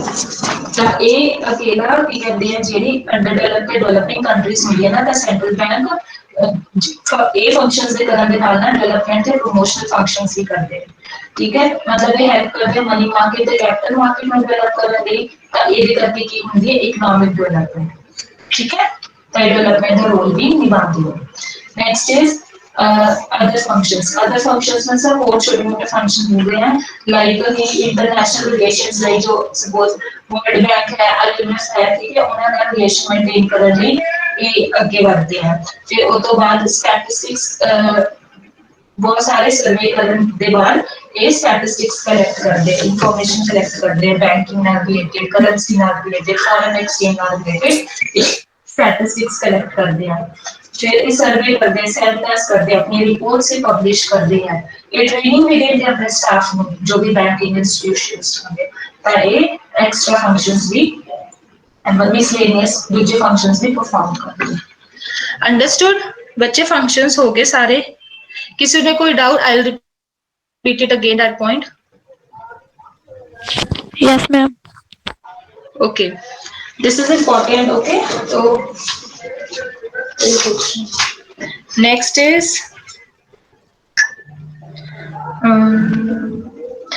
Techniques of monetary management.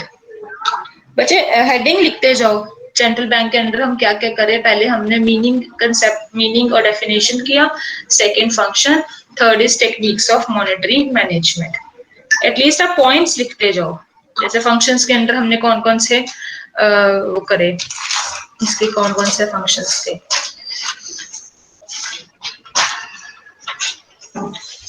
Techniques of monetary management में बच्चे दो तरह की टेक्निक्स होती हैं, क्वालिटेटिव, इनको इंस्ट्रूमेंट्स भी बोलते हैं, क्वालिटेटिव इंस्ट्रूमेंट और पहला है क्वांटिटेटिव इंस्ट्रूमेंट एंड दूसरा है क्वालिटेटिव इंस्ट्रूमेंट। जो फर्स्ट है क्वांटिटेटिव इंस्ट्रूमेंट, उसको हम जनरल क्रेडिट कंट्रोल भी बोलते हैं, और जो क्वालिटेटिव इंस्ट्रूमेंट है उसको हम सिलेक्टिव क्रेडिट कंट्रोल भी बोलते हैं। आई रिपीट इट अगेन, हम कर रहे हैं next techniques of monetary management. RBI जो टेक्निक यूज करती है मॉनेटरी को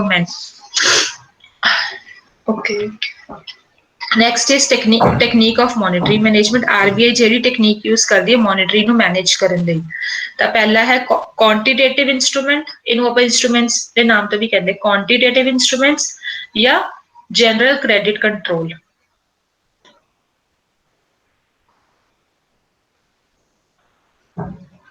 क्वांटिटेटिव इंस्ट्रूमेंट्स या जनरल मेथड और जनरल क्रेडिट कंट्रोल। दूसरा है क्वालिटेटिव या क्वालिटेटिव इंस्ट्रूमेंट्स और selective credit control.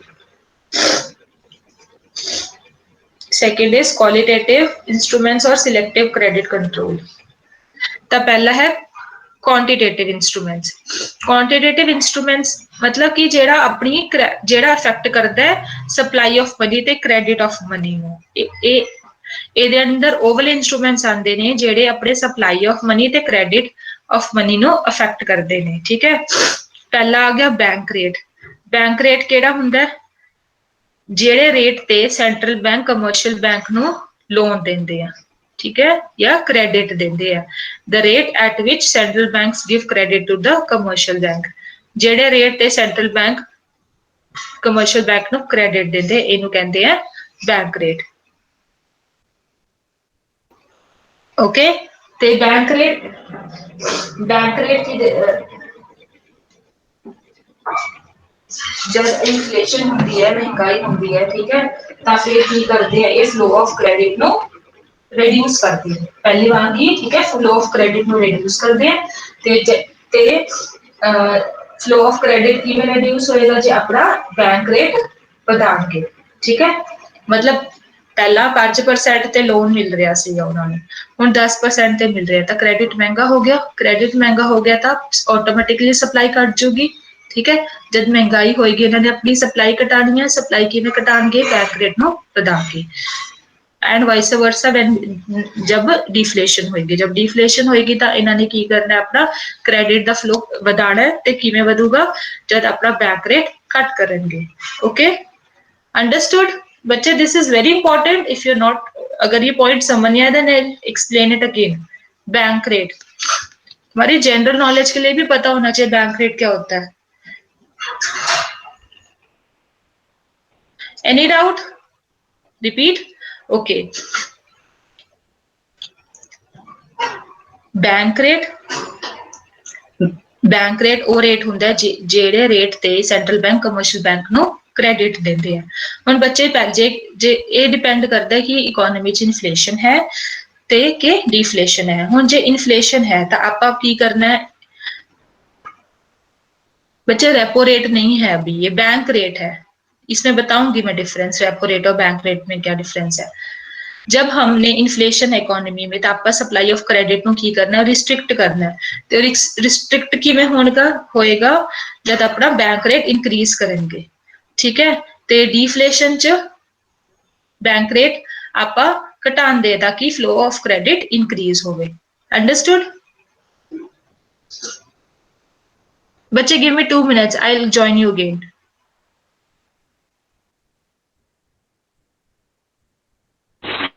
Okay madam.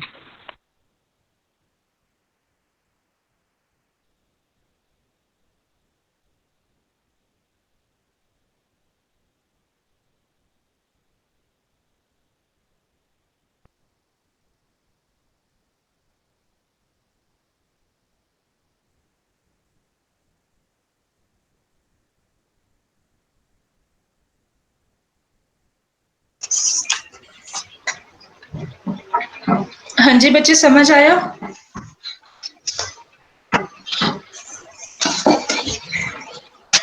Next is open market operations. Open market operation की हुंदे ने, देखो ਹੁਣ ਆਪਾਂ ਓਪਨ ਮਾਰਕੀਟ ਚ ਕੀ ਸੈਂਟਰਲ ਬੈਂਕ ਕੀ ਕਰਦਾ, ਓਪਨ ਮਾਰਕੀਟ ਚ ਗਵਰਨਮੈਂਟ ਦੇ ਬਿਹਾਫ ਤੇ ਸੇਲ ਔਰ ਪਰਚੇਸ ਕਰਦਾ ਸਿਕਿਉਰਿਟੀਜ਼। ਠੀਕ ਹੈ, ਜਦ ਆਪਾਂ ਸਪਲਾਈ ਵਧਾਣੀ, ਜਦ ਉਹ ਸੇਲ ਕਰਦੇ ਆ ਨਾ, ਸੇਲ ਕਰਦੇ ਆਪਣੀ ਸਿਕਿਉਰਿਟੀਜ਼, ਗਵਰਨਮੈਂਟ ਦੀ ਸਿਕਿਉਰਿਟੀਜ਼ ਓਪਨ ਮਾਰਕੀਟ ਚ, ਤਾਂ ਉਹਦੇ ਨਾਲ ਕੀ ਹੁੰਦਾ ਹੈ, ਇਕੋਨਮੀ ਚ ਬਾਇਰਸ ਪਰਚੇਸ ਕਰਦੇ ਆ। ਠੀਕ ਹੈ, ਹੁਣ ਸੈਂਟਰਲ ਬੈਂਕ ਸੇਲ ਕਰ ਰਿਹਾ ਤੇ ਕਸਟਮਰਸ ਪਰਚੇਸ ਕਰ ਰਿਹਾ। ਹੁਣ ਜੇ ਮੈਂ ਕੁਝ ਸੇਲ ਕਰਾਂਗੀ, ਸਪੋਜ਼ ਮੈਂ ਸੈਂਟਰਲ ਬੈਂਕ ਆ, ਤੁਸੀਂ ਕਸਟਮਰ ਹੋ ਮੇਰੇ, ਮੈਂ ਤੁਹਾਨੂੰ ਕੁਝ ਸੇਲ ਕਰਿਆ ਤਾਂ ਤੇ ਤੁਸੀਂ ਪਰਚੇਸ ਕਰਿਆ, ਤਾਂ ਤੁਸੀਂ ਕੀ ਬਿਹਾਫ ਚ ਦੋਗੇ, ਮੈਨੂੰ ਪੈਸੇ ਦੋਗੇ। ਠੀਕ ਹੈ, ਹੁਣ ਮੈਂ ਤੁਹਾਡੇ ਤੋਂ ਪੈਸਾ ਲੈ ਲਿਆ, ਮਤਲਬ ਇਕੋਨਮੀ ਤੋਂ ਪੈਸਾ ਲੈ ਲਿਆ, ਮੈਂ ਤੁਹਾਡੇ ਤੋਂ ਪੈਸਾ ਲੈ ਲਿਆ, ਇਸ ਦਾ ਮਤਲਬ ਇਕੋਨਮੀ ਤੋਂ ਪੈਸਾ ਲੈ ਲਿਆ। ਤੇ ਜਦ ਆਪਾਂ ਇਕੋਨਮੀ ਤੋਂ ਪੈਸਾ ਲੈਣਾ ਹੁੰਦਾ ਵਾਪਿਸ, ਮਤਲਬ ਫਲੋ ਆਫ ਕ੍ਰੈਡਿਟ ਰਿਸਟ੍ਰਿਕਟ ਕਰਨਾ ਹੁੰਦਾ, ਤਾਂ ਮੈਂ ਕੀ ਕਰਦੀ ਹਾਂ, ਸੇਲ ਕਰਦੀ ਹਾਂ। ਠੀਕ ਹੈ, ਜੇ ਫਲੋ ਆਫ ਕ੍ਰੈਡਿਟ ਵਧਾਣਾ ਹੁੰਦਾ ਤਾਂ ਮੈਂ ਬਾਏ ਕਰਦੀ ਹਾਂ। ਮਤਲਬ ਕਿ ਹੁਣ ਜੇ ਮੈਂ ਕੁਝ ਬਾਏ ਮੈਂ ਇਕੋਨਮੀ ਚ ਕ੍ਰੈਡਿਟ ਸਪਲਾਈ ਕਰਨੀ ਹੈ ਮਨੀ, ਤਾਂ ਮੈਂ ਕੀ ਕਰੂੰਗੀ, ਤੁਹਾਡੇ ਸਿਕਿਉਰਿਟੀਜ਼ ਬਾਏ ਕਰੂੰਗੀ। ਮਤਲਬ ਬਾਏ ਕਰੂੰਗੀ ਤੁਹਾਡੇ ਤੋਂ, ਤਾਂ ਮੈਂ ਇਕੋਨਮੀ ਚ ਪੈਸਾ ਦਊਂਗੀ। ਠੀਕ ਹੈ, ਇਕੋਨਮੀ ਚ ਪੈਸਾ ਦਊਂਗੀ ਤਾਂ credit automatically, supply of money automatically हो जाएगी। Understood?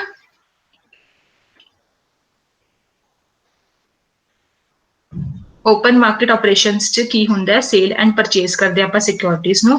जे आपां सेल करनी हुंदी है, जे आपां क्रेडिट वधाना हुंदा है, ठीक है, फ्लो ऑफ मनी वधानी हुंदी है, तां आपां की करदे हैं, आपां इकोनॉमी च, एक सेकेंड,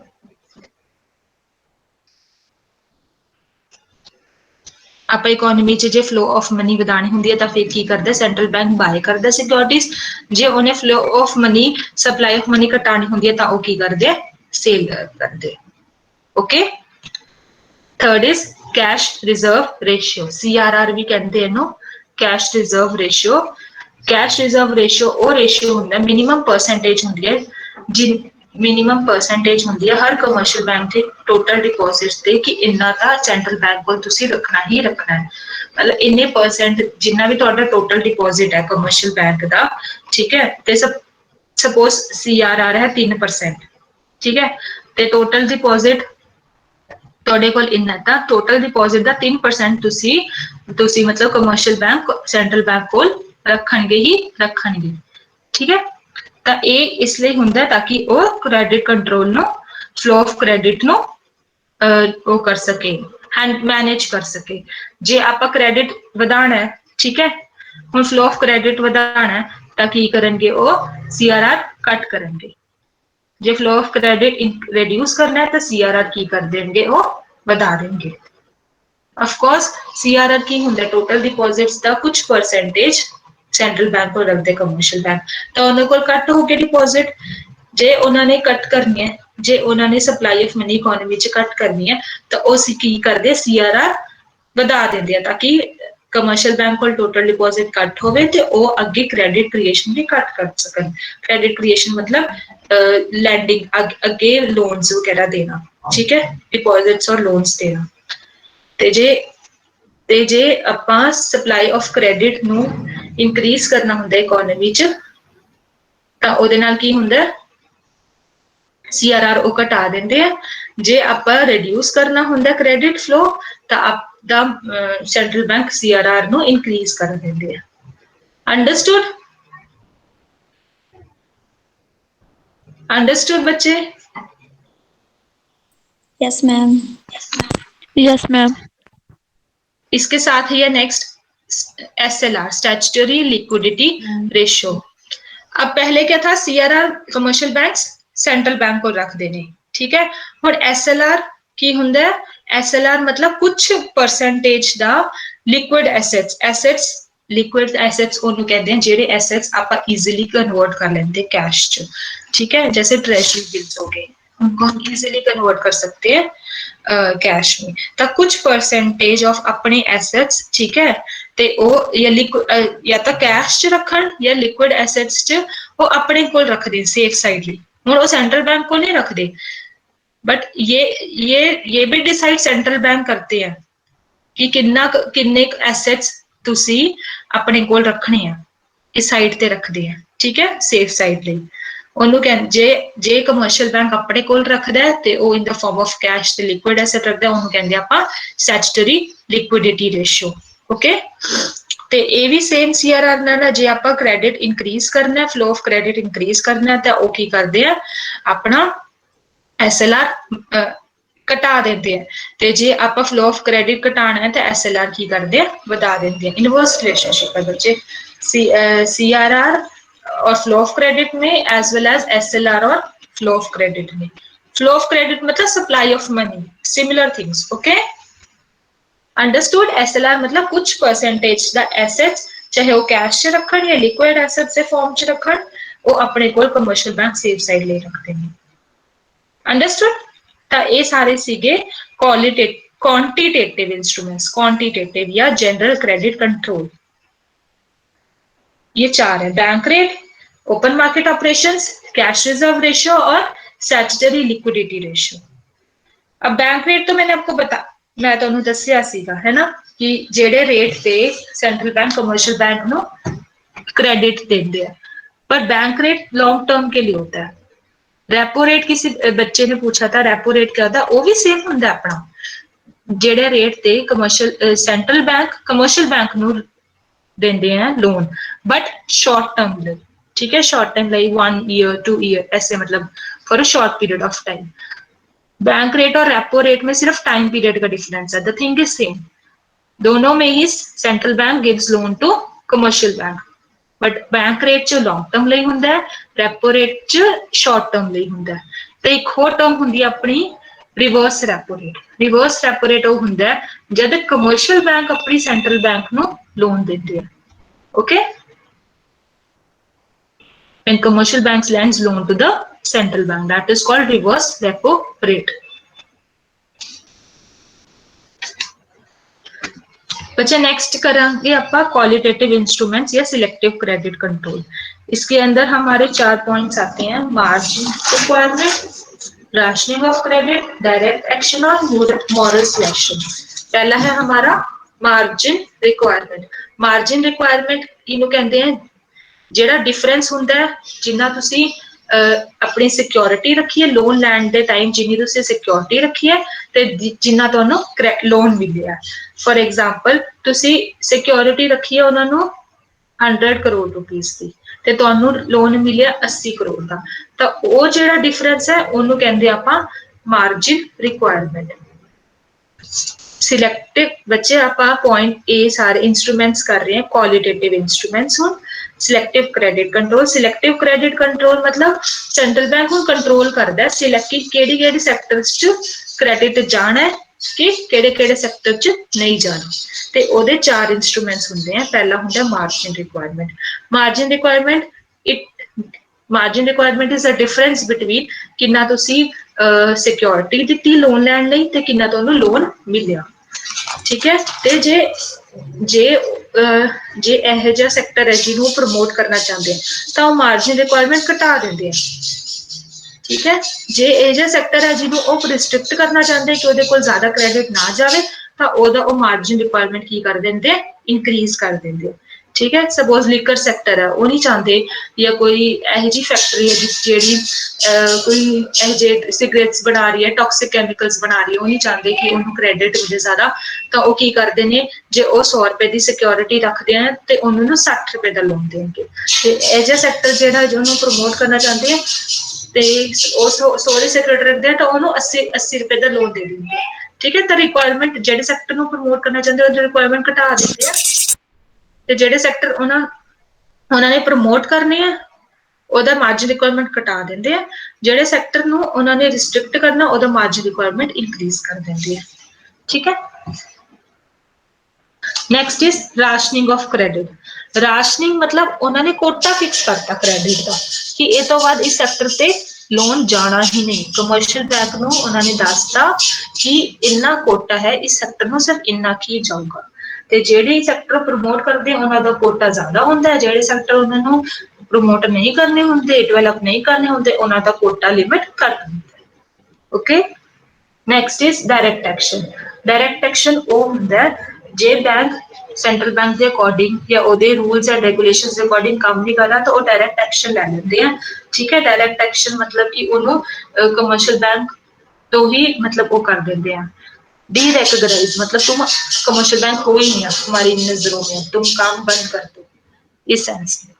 ठीक है, अगर if they do not follow the rules and regulations of the central bank then they take direct action. ठीक है, उसको कमर्शियल बैंक कंसीडर ही नहीं करते, उसका काम बंद हो जाता है, बंद कर देते हैं वो बैंक कंट्री में। Next is moral suasion. Moral suasion मतलब वही पार्ट है, वही है कि जे commercial bank rules and regulations follow नहीं कर रहे सेंट्रल बैंक की तो वो प्रेशर ते परसुएशन करते हैं कि साडे रूल्स एंड रेगुलेशंस के अकॉर्डिंग ही तुसी क्रेडिट दो।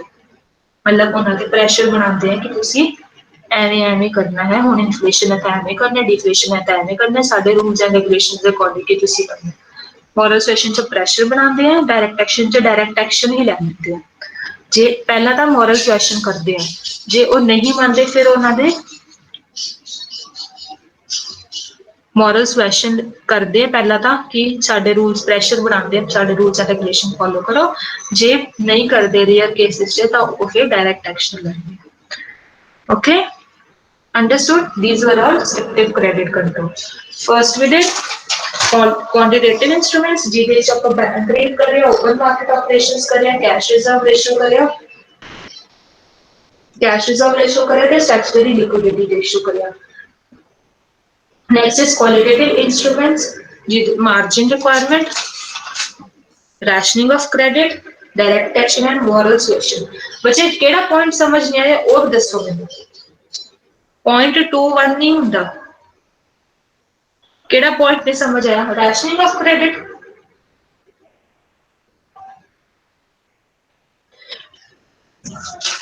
मैम लास्ट पॉइंट का नाम रिपीट करना एक बार।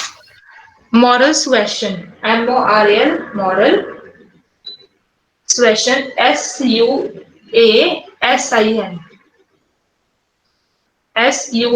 SUASIN, sorry,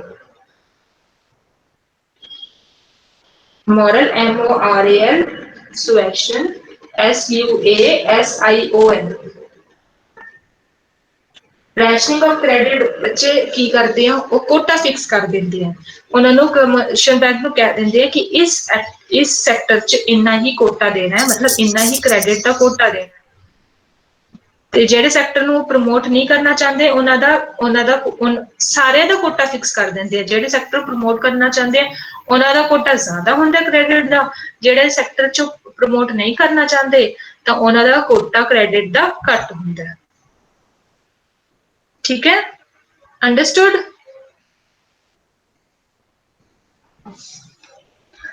techniques of monetary management. हुण आपां सेंट्रल बैंक का टॉपिक खत्म कर लिया। नेक्स्ट इज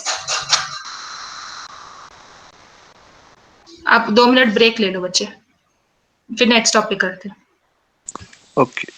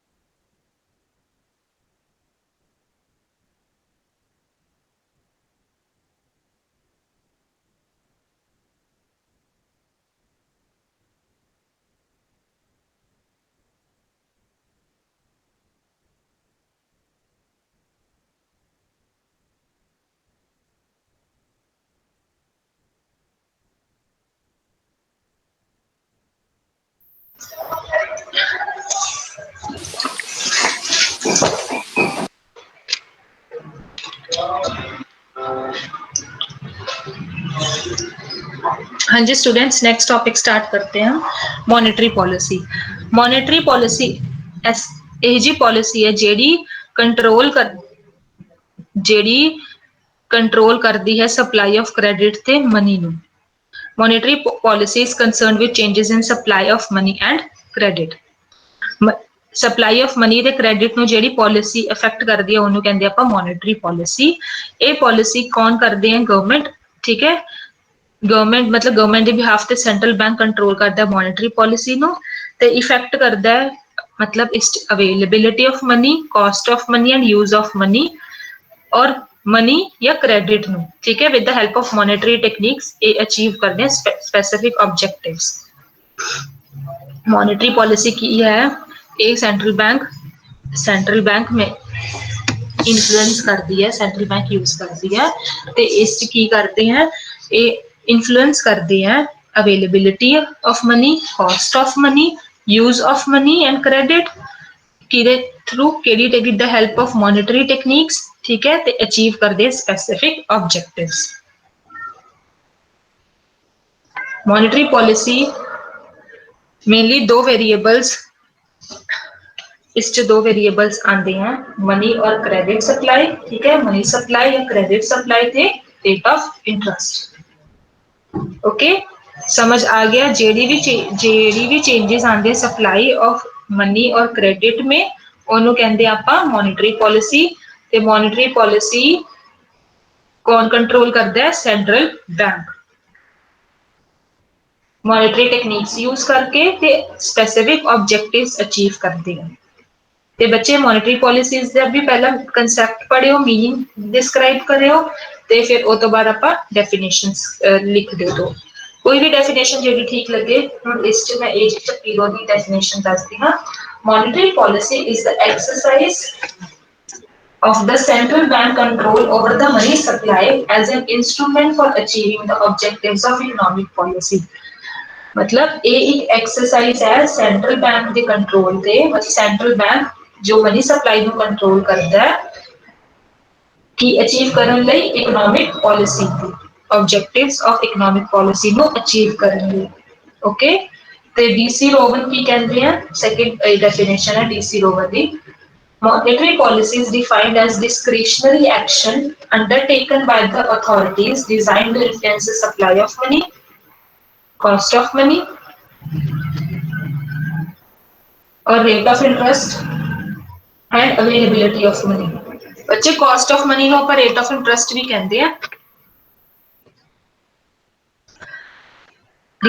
डीसी रोवन की मैं डेफिनेशन एक्सप्लेन कर देंगी हां। ये एक एक्शन है।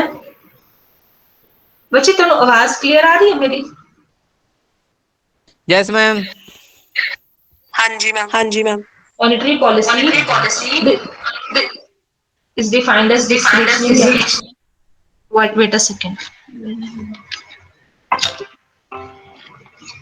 डिस्क्रिशनरी एक्शन है मतलब सेंट्रल बैंक अपनी मर्जी नाल ये एक्शन अंडरटेक करते हैं जिहदे चों की इन्फ्लुएंस करते हैं supply of money, cost of money नो रेट ऑफ इंटरेस्ट भी कहते हैं ते अवेलेबिलिटी ऑफ मनी।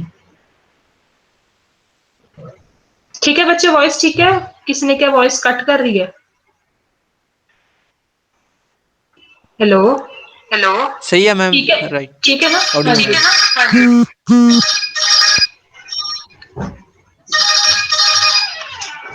हाँ जी बच्चे समझ आ गया डेफिनेशन? पहला ਇਹਦਾ कंसेप्ट कर लियो फिर ਇਹਦੀ डेफिनेशन कर लियो। ਤੇ ਹੁਣ नेक्स्ट है अपनी objectives of monetary policy. Next है ਆਪਾਂ ਹੁਣ ऑब्जेक्टिव्स ऑफ मॉनेटरी पॉलिसी ਕਰਾਂਗੇ या ਇਹਨੂੰ ਆਪਾਂ गोल्स भी कहते हैं। गोल्स या ऑब्जेक्टिव्स ऑफ मॉनेटरी पॉलिसी। बच्चे 5 ऑब्जेक्टिव्स हैं, मैं पहला ਤੁਹਾਨੂੰ डिफाइन कर देंदी है फिर एक्सप्लेन करांगे। पहला है न्यूट्रलिटी ऑफ मनी, सेकंड है एक्सचेंज स्टेबिलिटी, थर्ड है प्राइस स्टेबिलिटी, फोर्थ है फुल एम्प्लॉयमेंट, फिफ्थ है economic growth. You want right? You can write. First is neutrality of money, second is exchange stability, third is price stability, fourth is full employment, fifth is economic growth. First neutrality of money, neutrality of money की होती है। Neutrality of money मतलब money quantity of money the money का कोई भी effect नहीं पैंता economic variables के, मतलब income economic variables like income output employment के प्राइसेस का कोई भी डिस्टर्बिंग इफेक्ट नहीं पैंता change of quantity of money का किदे ते इनकम ते आउटपुट ते एम्प्लॉयमेंट ते प्राइसेस ते, मतलब मनी सप्लाई को इस तरह कंट्रोल किया जाता है कि ओदा न्यूट्रल इफेक्ट पे, ठीक है। बट ये पॉसिबल नहीं है because it affects income output employment and prices. But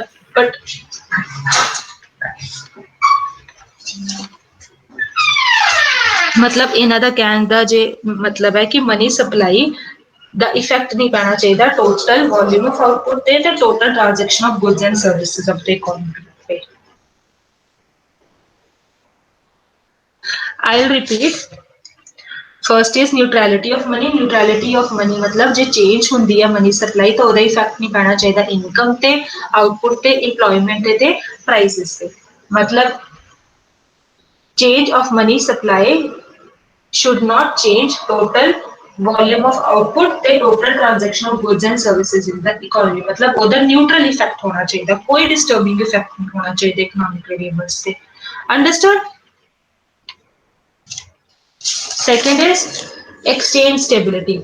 exchange stability मतलब कि ट्रेडिशनल जब गोल्ड स्टैंडर्ड सिस्टम चलता सी ना सब तो मेजर ऑब्जेक्टिव यही हुंदा सी कि आप एक्सचेंज रेट नु स्टेबल रखना, मतलब जेड़ा अपनी इंटरनेशनल च पेमेंट्स हुंदी है ना जेड़ा एक्सचेंज रेट हुंदा है उन ऊपर स्टेबल करना। इंस्टेबिलिटी दे करके फॉरेन मतलब अपना जे इंस्टेबिलिटी हो एक्सचेंज रेट च ਤਾਂ ਉਹ ਹਾਰਮਫੁਲ ਹੁੰਦਾ ਆਪਣਾ ਫੋਰਨ ਟ੍ਰੇਡ ਲਈ, ਤਾਂ ਕਰਕੇ ਮੋਨਟਰੀ ਪੋਲਿਸੀ ਦਾ ਇਹ ਮੇਜਰ ਆਬਜੈਕਟਿਵ ਸੀ ਕਿ ਆਪਣਾ ਐਕਸਚੇਂਜ ਰੇਟ ਸਟੇਬਲ ਰਹੇ, ਅਨਸਟੇਬਲ ਨਾ ਹੋਵੇ, ਬਿਕੋਜ਼ ਉਹਦੇ ਕਰਕੇ ਆਪਣਾ ਫੋਰਨ ਟ੍ਰੇਡ ਨੈਗੇਟਿਵਲੀ ਇੰਪੈਕਟ ਹੁੰਦਾ ਸੀ, ਠੀਕ ਹੈ। ਤਾਂ ਐਕਸਚੇਂਜ ਰੇਟ ਨੂੰ ਆਪਾਂ ਸਟੇਬਲ ਰੱਖਣਾ। ਥਰਡ ਆਬਜੈਕਟਿਵ ਹੈ प्राइस स्टेबिलिटी का। प्राइस स्टेबिलिटी मतलब कि अपने जो प्राइसेस हैं वो स्टेबल रहें। स्टेबल मतलब कि जे कोई मतलब उन्होंने कहने का मतलब सी इतना ज्यादा चेंज ना आवे प्राइसेस च, ठीक है, थोड़े जे मूवमेंट्स हो जाए बट इतने शार्प मूवमेंट्स ना हो जनरल प्राइस लेवल च। मतलब एदा कहने का मतलब ये नहीं है कि अपना प्राइस फिक्स ही रहे, 10 रुपए कोई चीज मिलता है 10 रुपए रहे, नहीं, बट एक जेड़ा अपनी एवरेज प्राइसेस है वो थोड़ा बहुत फ्लक्चुएट करे, मतलब एक सर्टेन मिनिमम लिमिट तक फ्लक्चुएट करे प्राइसेस, इतना ज्यादा चेंज ना आवे प्राइसेस च, इतनी ज्यादा मूवमेंट ना हो। तो इकोनॉमिस्ट 2 या 4% ਦਾ ਰਾਈਜ਼ ਨੂੰ 2 या 4% ਜੇ ਪ੍ਰਾਈसेस ਚ ਰਾਈਜ਼ ਹੁੰਦਾ ਸੀ ਉਹਨੂੰ ਆਪਾਂ ਸਟੇਬਲ ਪ੍ਰਾਈਸ ਲੈਵਲ ਲਿਖਦੇ ਸੀ। Understood? Next is full employment. Full employment बच्चे वही है मॉनेटरी पॉलिसी का रोल है केन्स में ही कि ऐसी कि आप फुल एम्प्लॉयमेंट प्रमोट करनी है, full employment of human and natural resources दोनों प्रमोट करनी है, मतलब कि वो एडवोकेट करता सी कि money policy expansionary money policy की, मतलब कि एक्सपेंशन करेंसी दी भी होवे क्रेडिट दी भी होवे ते ओदे करके की होएगा रेट ऑफ इंटरेस्ट घटेगा, जे रेट ऑफ इंटरेस्ट घटेगा तो फिर फुल एम्प्लॉयमेंट ऑटोमेटिकली होएगी ते फुल एम्प्लॉयमेंट नाल की हुंदा अपना वेलफेयर इंक्रीज होता है ते किसी को भी अनएम्प्लॉयमेंट नहीं चाहिए। अनएम्प्लॉयमेंट इज वेस्टफुल, ठीक है, economically wasteful and it is also socially undesirable. Economically wasteful भी होंदी है ते अनडिजायरेबल भी होंदी है सोसाइटी ਲਈ, ਤਾਂ ਫਿਰ मॉनेटरी पॉलिसी ਦਾ ਇਹ ਮੇजर ऑब्जेक्टिव होना चाहिए है कि अपनी फुल एम्प्लॉयमेंट अचीव होवे इकोनॉमी ਚ, ਜਿਹਦੇ ਕਰਕੇ ਕੀ ਹੋਏਗਾ वेलफेयर होएगी कंट्री ਚ। Okay, last is economic growth. ते पहला मॉनेटरी पॉलिसी एक शॉर्ट टर्म पॉलिसी वांग काम करती सी कि हाँ जी आप प्राइस स्टेबल करते फुल एम्प्लॉयमेंट अचीव करती, बट हुण एदा मॉनेटरी पॉलिसीज दा एम्फेसिस शॉर्ट टर्म ऑब्जेक्टिव्स दे नाल नाल लॉन्ग टर्म ऑब्जेक्टिव्स ते भी शिफ्ट कर गया, मतलब ये इकोनॉमिक ग्रोथ को प्रमोट करती है, ठीक है। ते लॉन्ग रन गोल है अपना, long run goal of increasing economic growth achieve कर दी। अंडरस्टूड? ये सारे ऑब्जेक्टिव्स हैं मॉनेटरी पॉलिसी दे। Neutrality of money, exchange stability, price stability, full employment and economic growth. Any doubt बच्चे?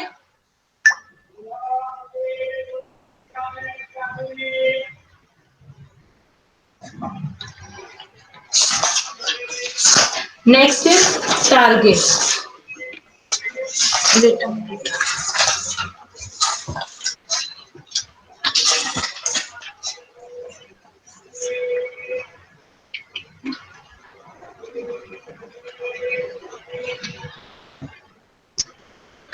बच्चे टारगेट्स की होंगे हैं हम मॉनेटरी पॉलिसी एकदम जेड़ा अपना ऑब्जेक्टिव है लाइक जेडे हुन आप ऑब्जेक्टिव्स करे सी exchange stability price stability full employment economic growth वो एकदम मॉनेटरी पॉलिसी उन्होंने डायरेक्टली अल्टीमेट ऑब्जेक्टिव ते इंपैक्ट नहीं पाती ਉਹਦੇ ਕਰਕੇ ਹੀ ਐਵੇਂ ਡਾਇਰੈਕਟਲੀ ਇੰਪੈਕਟ ਨਹੀਂ ਹੁੰਦਾ ਵਿੱਚ ਇਹ ਟਾਰਗੇਟ ਫਿਕਸ ਕਰਦੇ ਜਿਹਦਾ ਇੰਪੈਕਟ ਪੈਂਦਾ ਆਪਣੇ ਆਬਜੈਕਟਿਵ ਤੇ ठीक है तो मतलब कि मॉनेटरी पॉलिसी का एकदम डायरेक्ट और इंपैक्ट नहीं बनता कि ਉਹਦੇ ਕਰਕੇ एकदम ऑब्जेक्टिव अचीव होवे एक टारगेट रखदे ਉਹਦਾ इफेक्ट ਪੈਂਦਾ ਆਪਣਾ ऑब्जेक्टिव अचीव ਕਰਨ ਚ टारगेट ਕਿਹੜੇ ਹੁੰਦੇ ਮਨੀ ਸਪਲਾਈ ਹੁੰਦੀ ਹੈ बैंक क्रेडिट ਹੁੰਦਾ इंटरेस्ट रेट ਇਹਨਾਂ ਦਾ ਇਨਫਲੂਐਂਸ ਕਰ ਮੋਨੇਟਰੀ ਪਾਲਿਸੀ ਇਹਨਾਂ ਤੇ ਚੇਂजेस ਲਾਏਗੀ ਤਾਂ ਅੱਗੇ ਜਾ ਕੇ ਆਬਜੈਕਟਿਵਸ ਅਚੀਵ ਹੋਣਗੇ okay targets like money supply bank credit च चेंजेस ਤੇ ਇੰਟਰਸਟ ਰੇਟ ਚ ਚੇਂजेस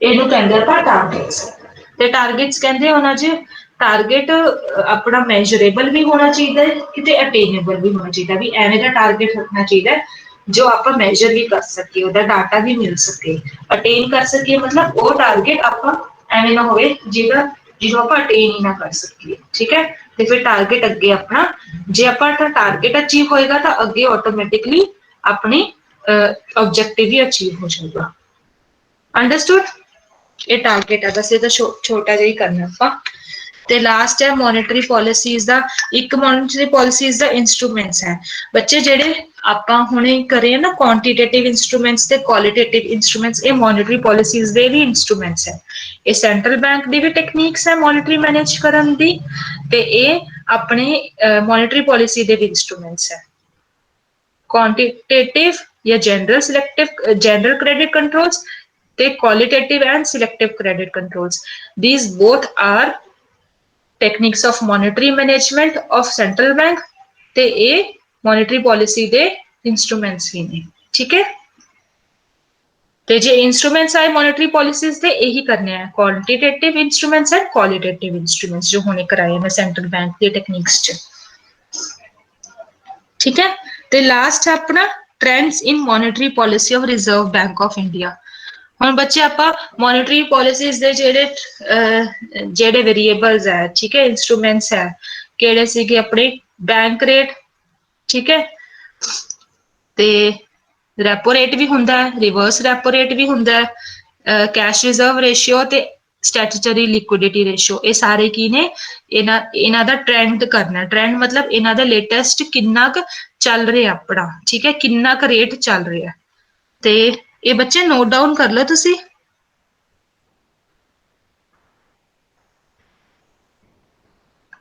अपना बैंक रेट है बच्चे 4.25% बैंक रेट है 4.25% रेपो रेट है 4% बैंक रेट है 4.25% रेपो रेट है 4% रिवर्स रेपो रेट है 3.35% रिवर्स रेपो रेट है 3.35%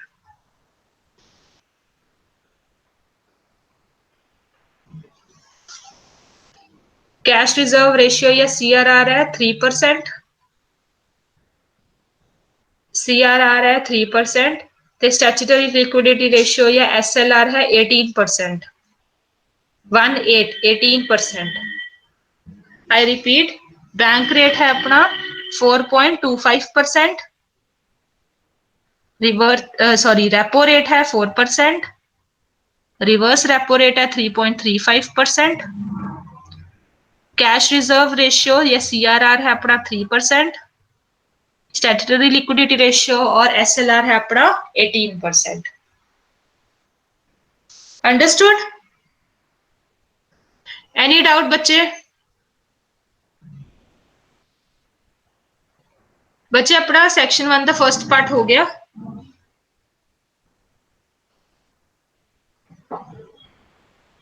any doubt? No ma'am. No ma'am.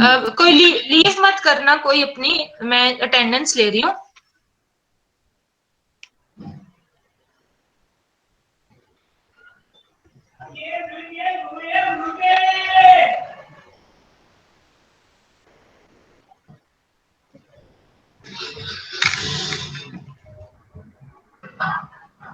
बच्चे मत लिखो, मुझे दिख रहे हैं ये अपने रोल नंबर्स मत लिखो, मुझे पता चल रहे हैं।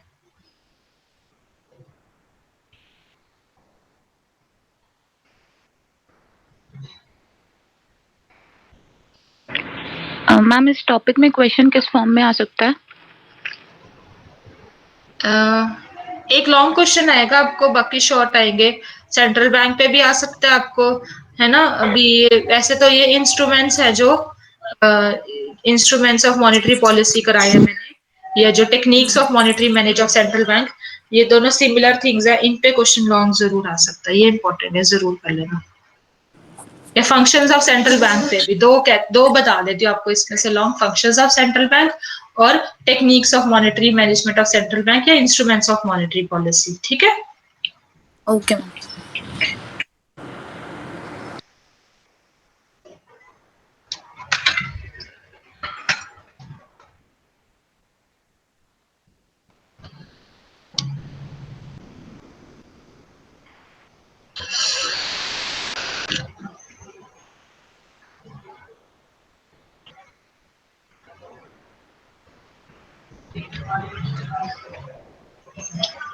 बच्चे मीटिंग मत लीव करना 2 मिनट बस।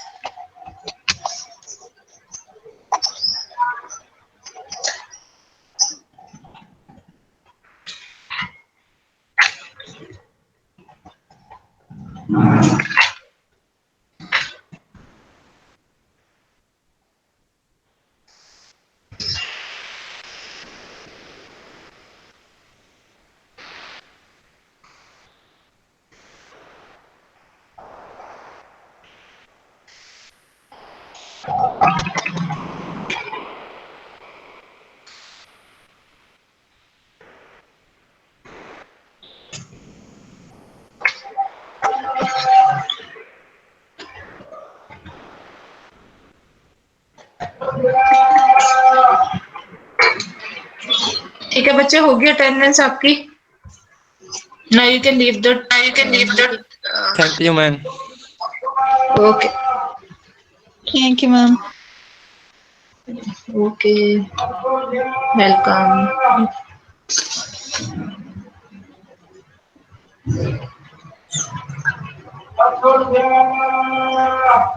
मैम इसके नोट्स कब अपलोड हो जाएंगे साइट पे? ये बच्चे मैं 1-2 दिन तक आपको बता दूंगी अपने मैम से पूछ के ना, हरविंदर मैम से। हाँ ठीक जी है, थैंक यू। मैम यूनिवर्सिटी से हार्ड कॉपी मिल सकती है नोट्स की? बच्चे, ये ना हम रिसर्च स्कॉलर्स हैं, आप ये जो टीचर्स है ना, प्रोफेसर्स हैं, उनसे पूछा करो ये चीजें, ये डाउट्स। मेरे से सिर्फ सब्जेक्ट ओके से मैम। रिलेटेड डाउट्स पूछा करो आप, जो हम पढ़ा रहे हैं बस। Okay ma'am. ओके जी, कोई डाउट हुआ पढ़ लेना, कल पूछ सकते हो आप।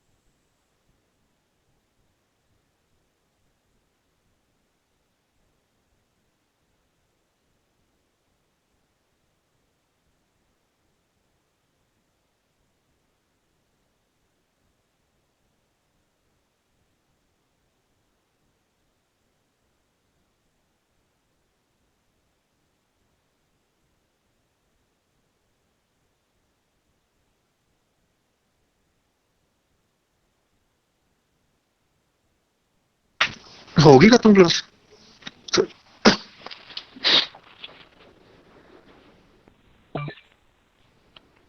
कौन है? पीप कौर परनीत।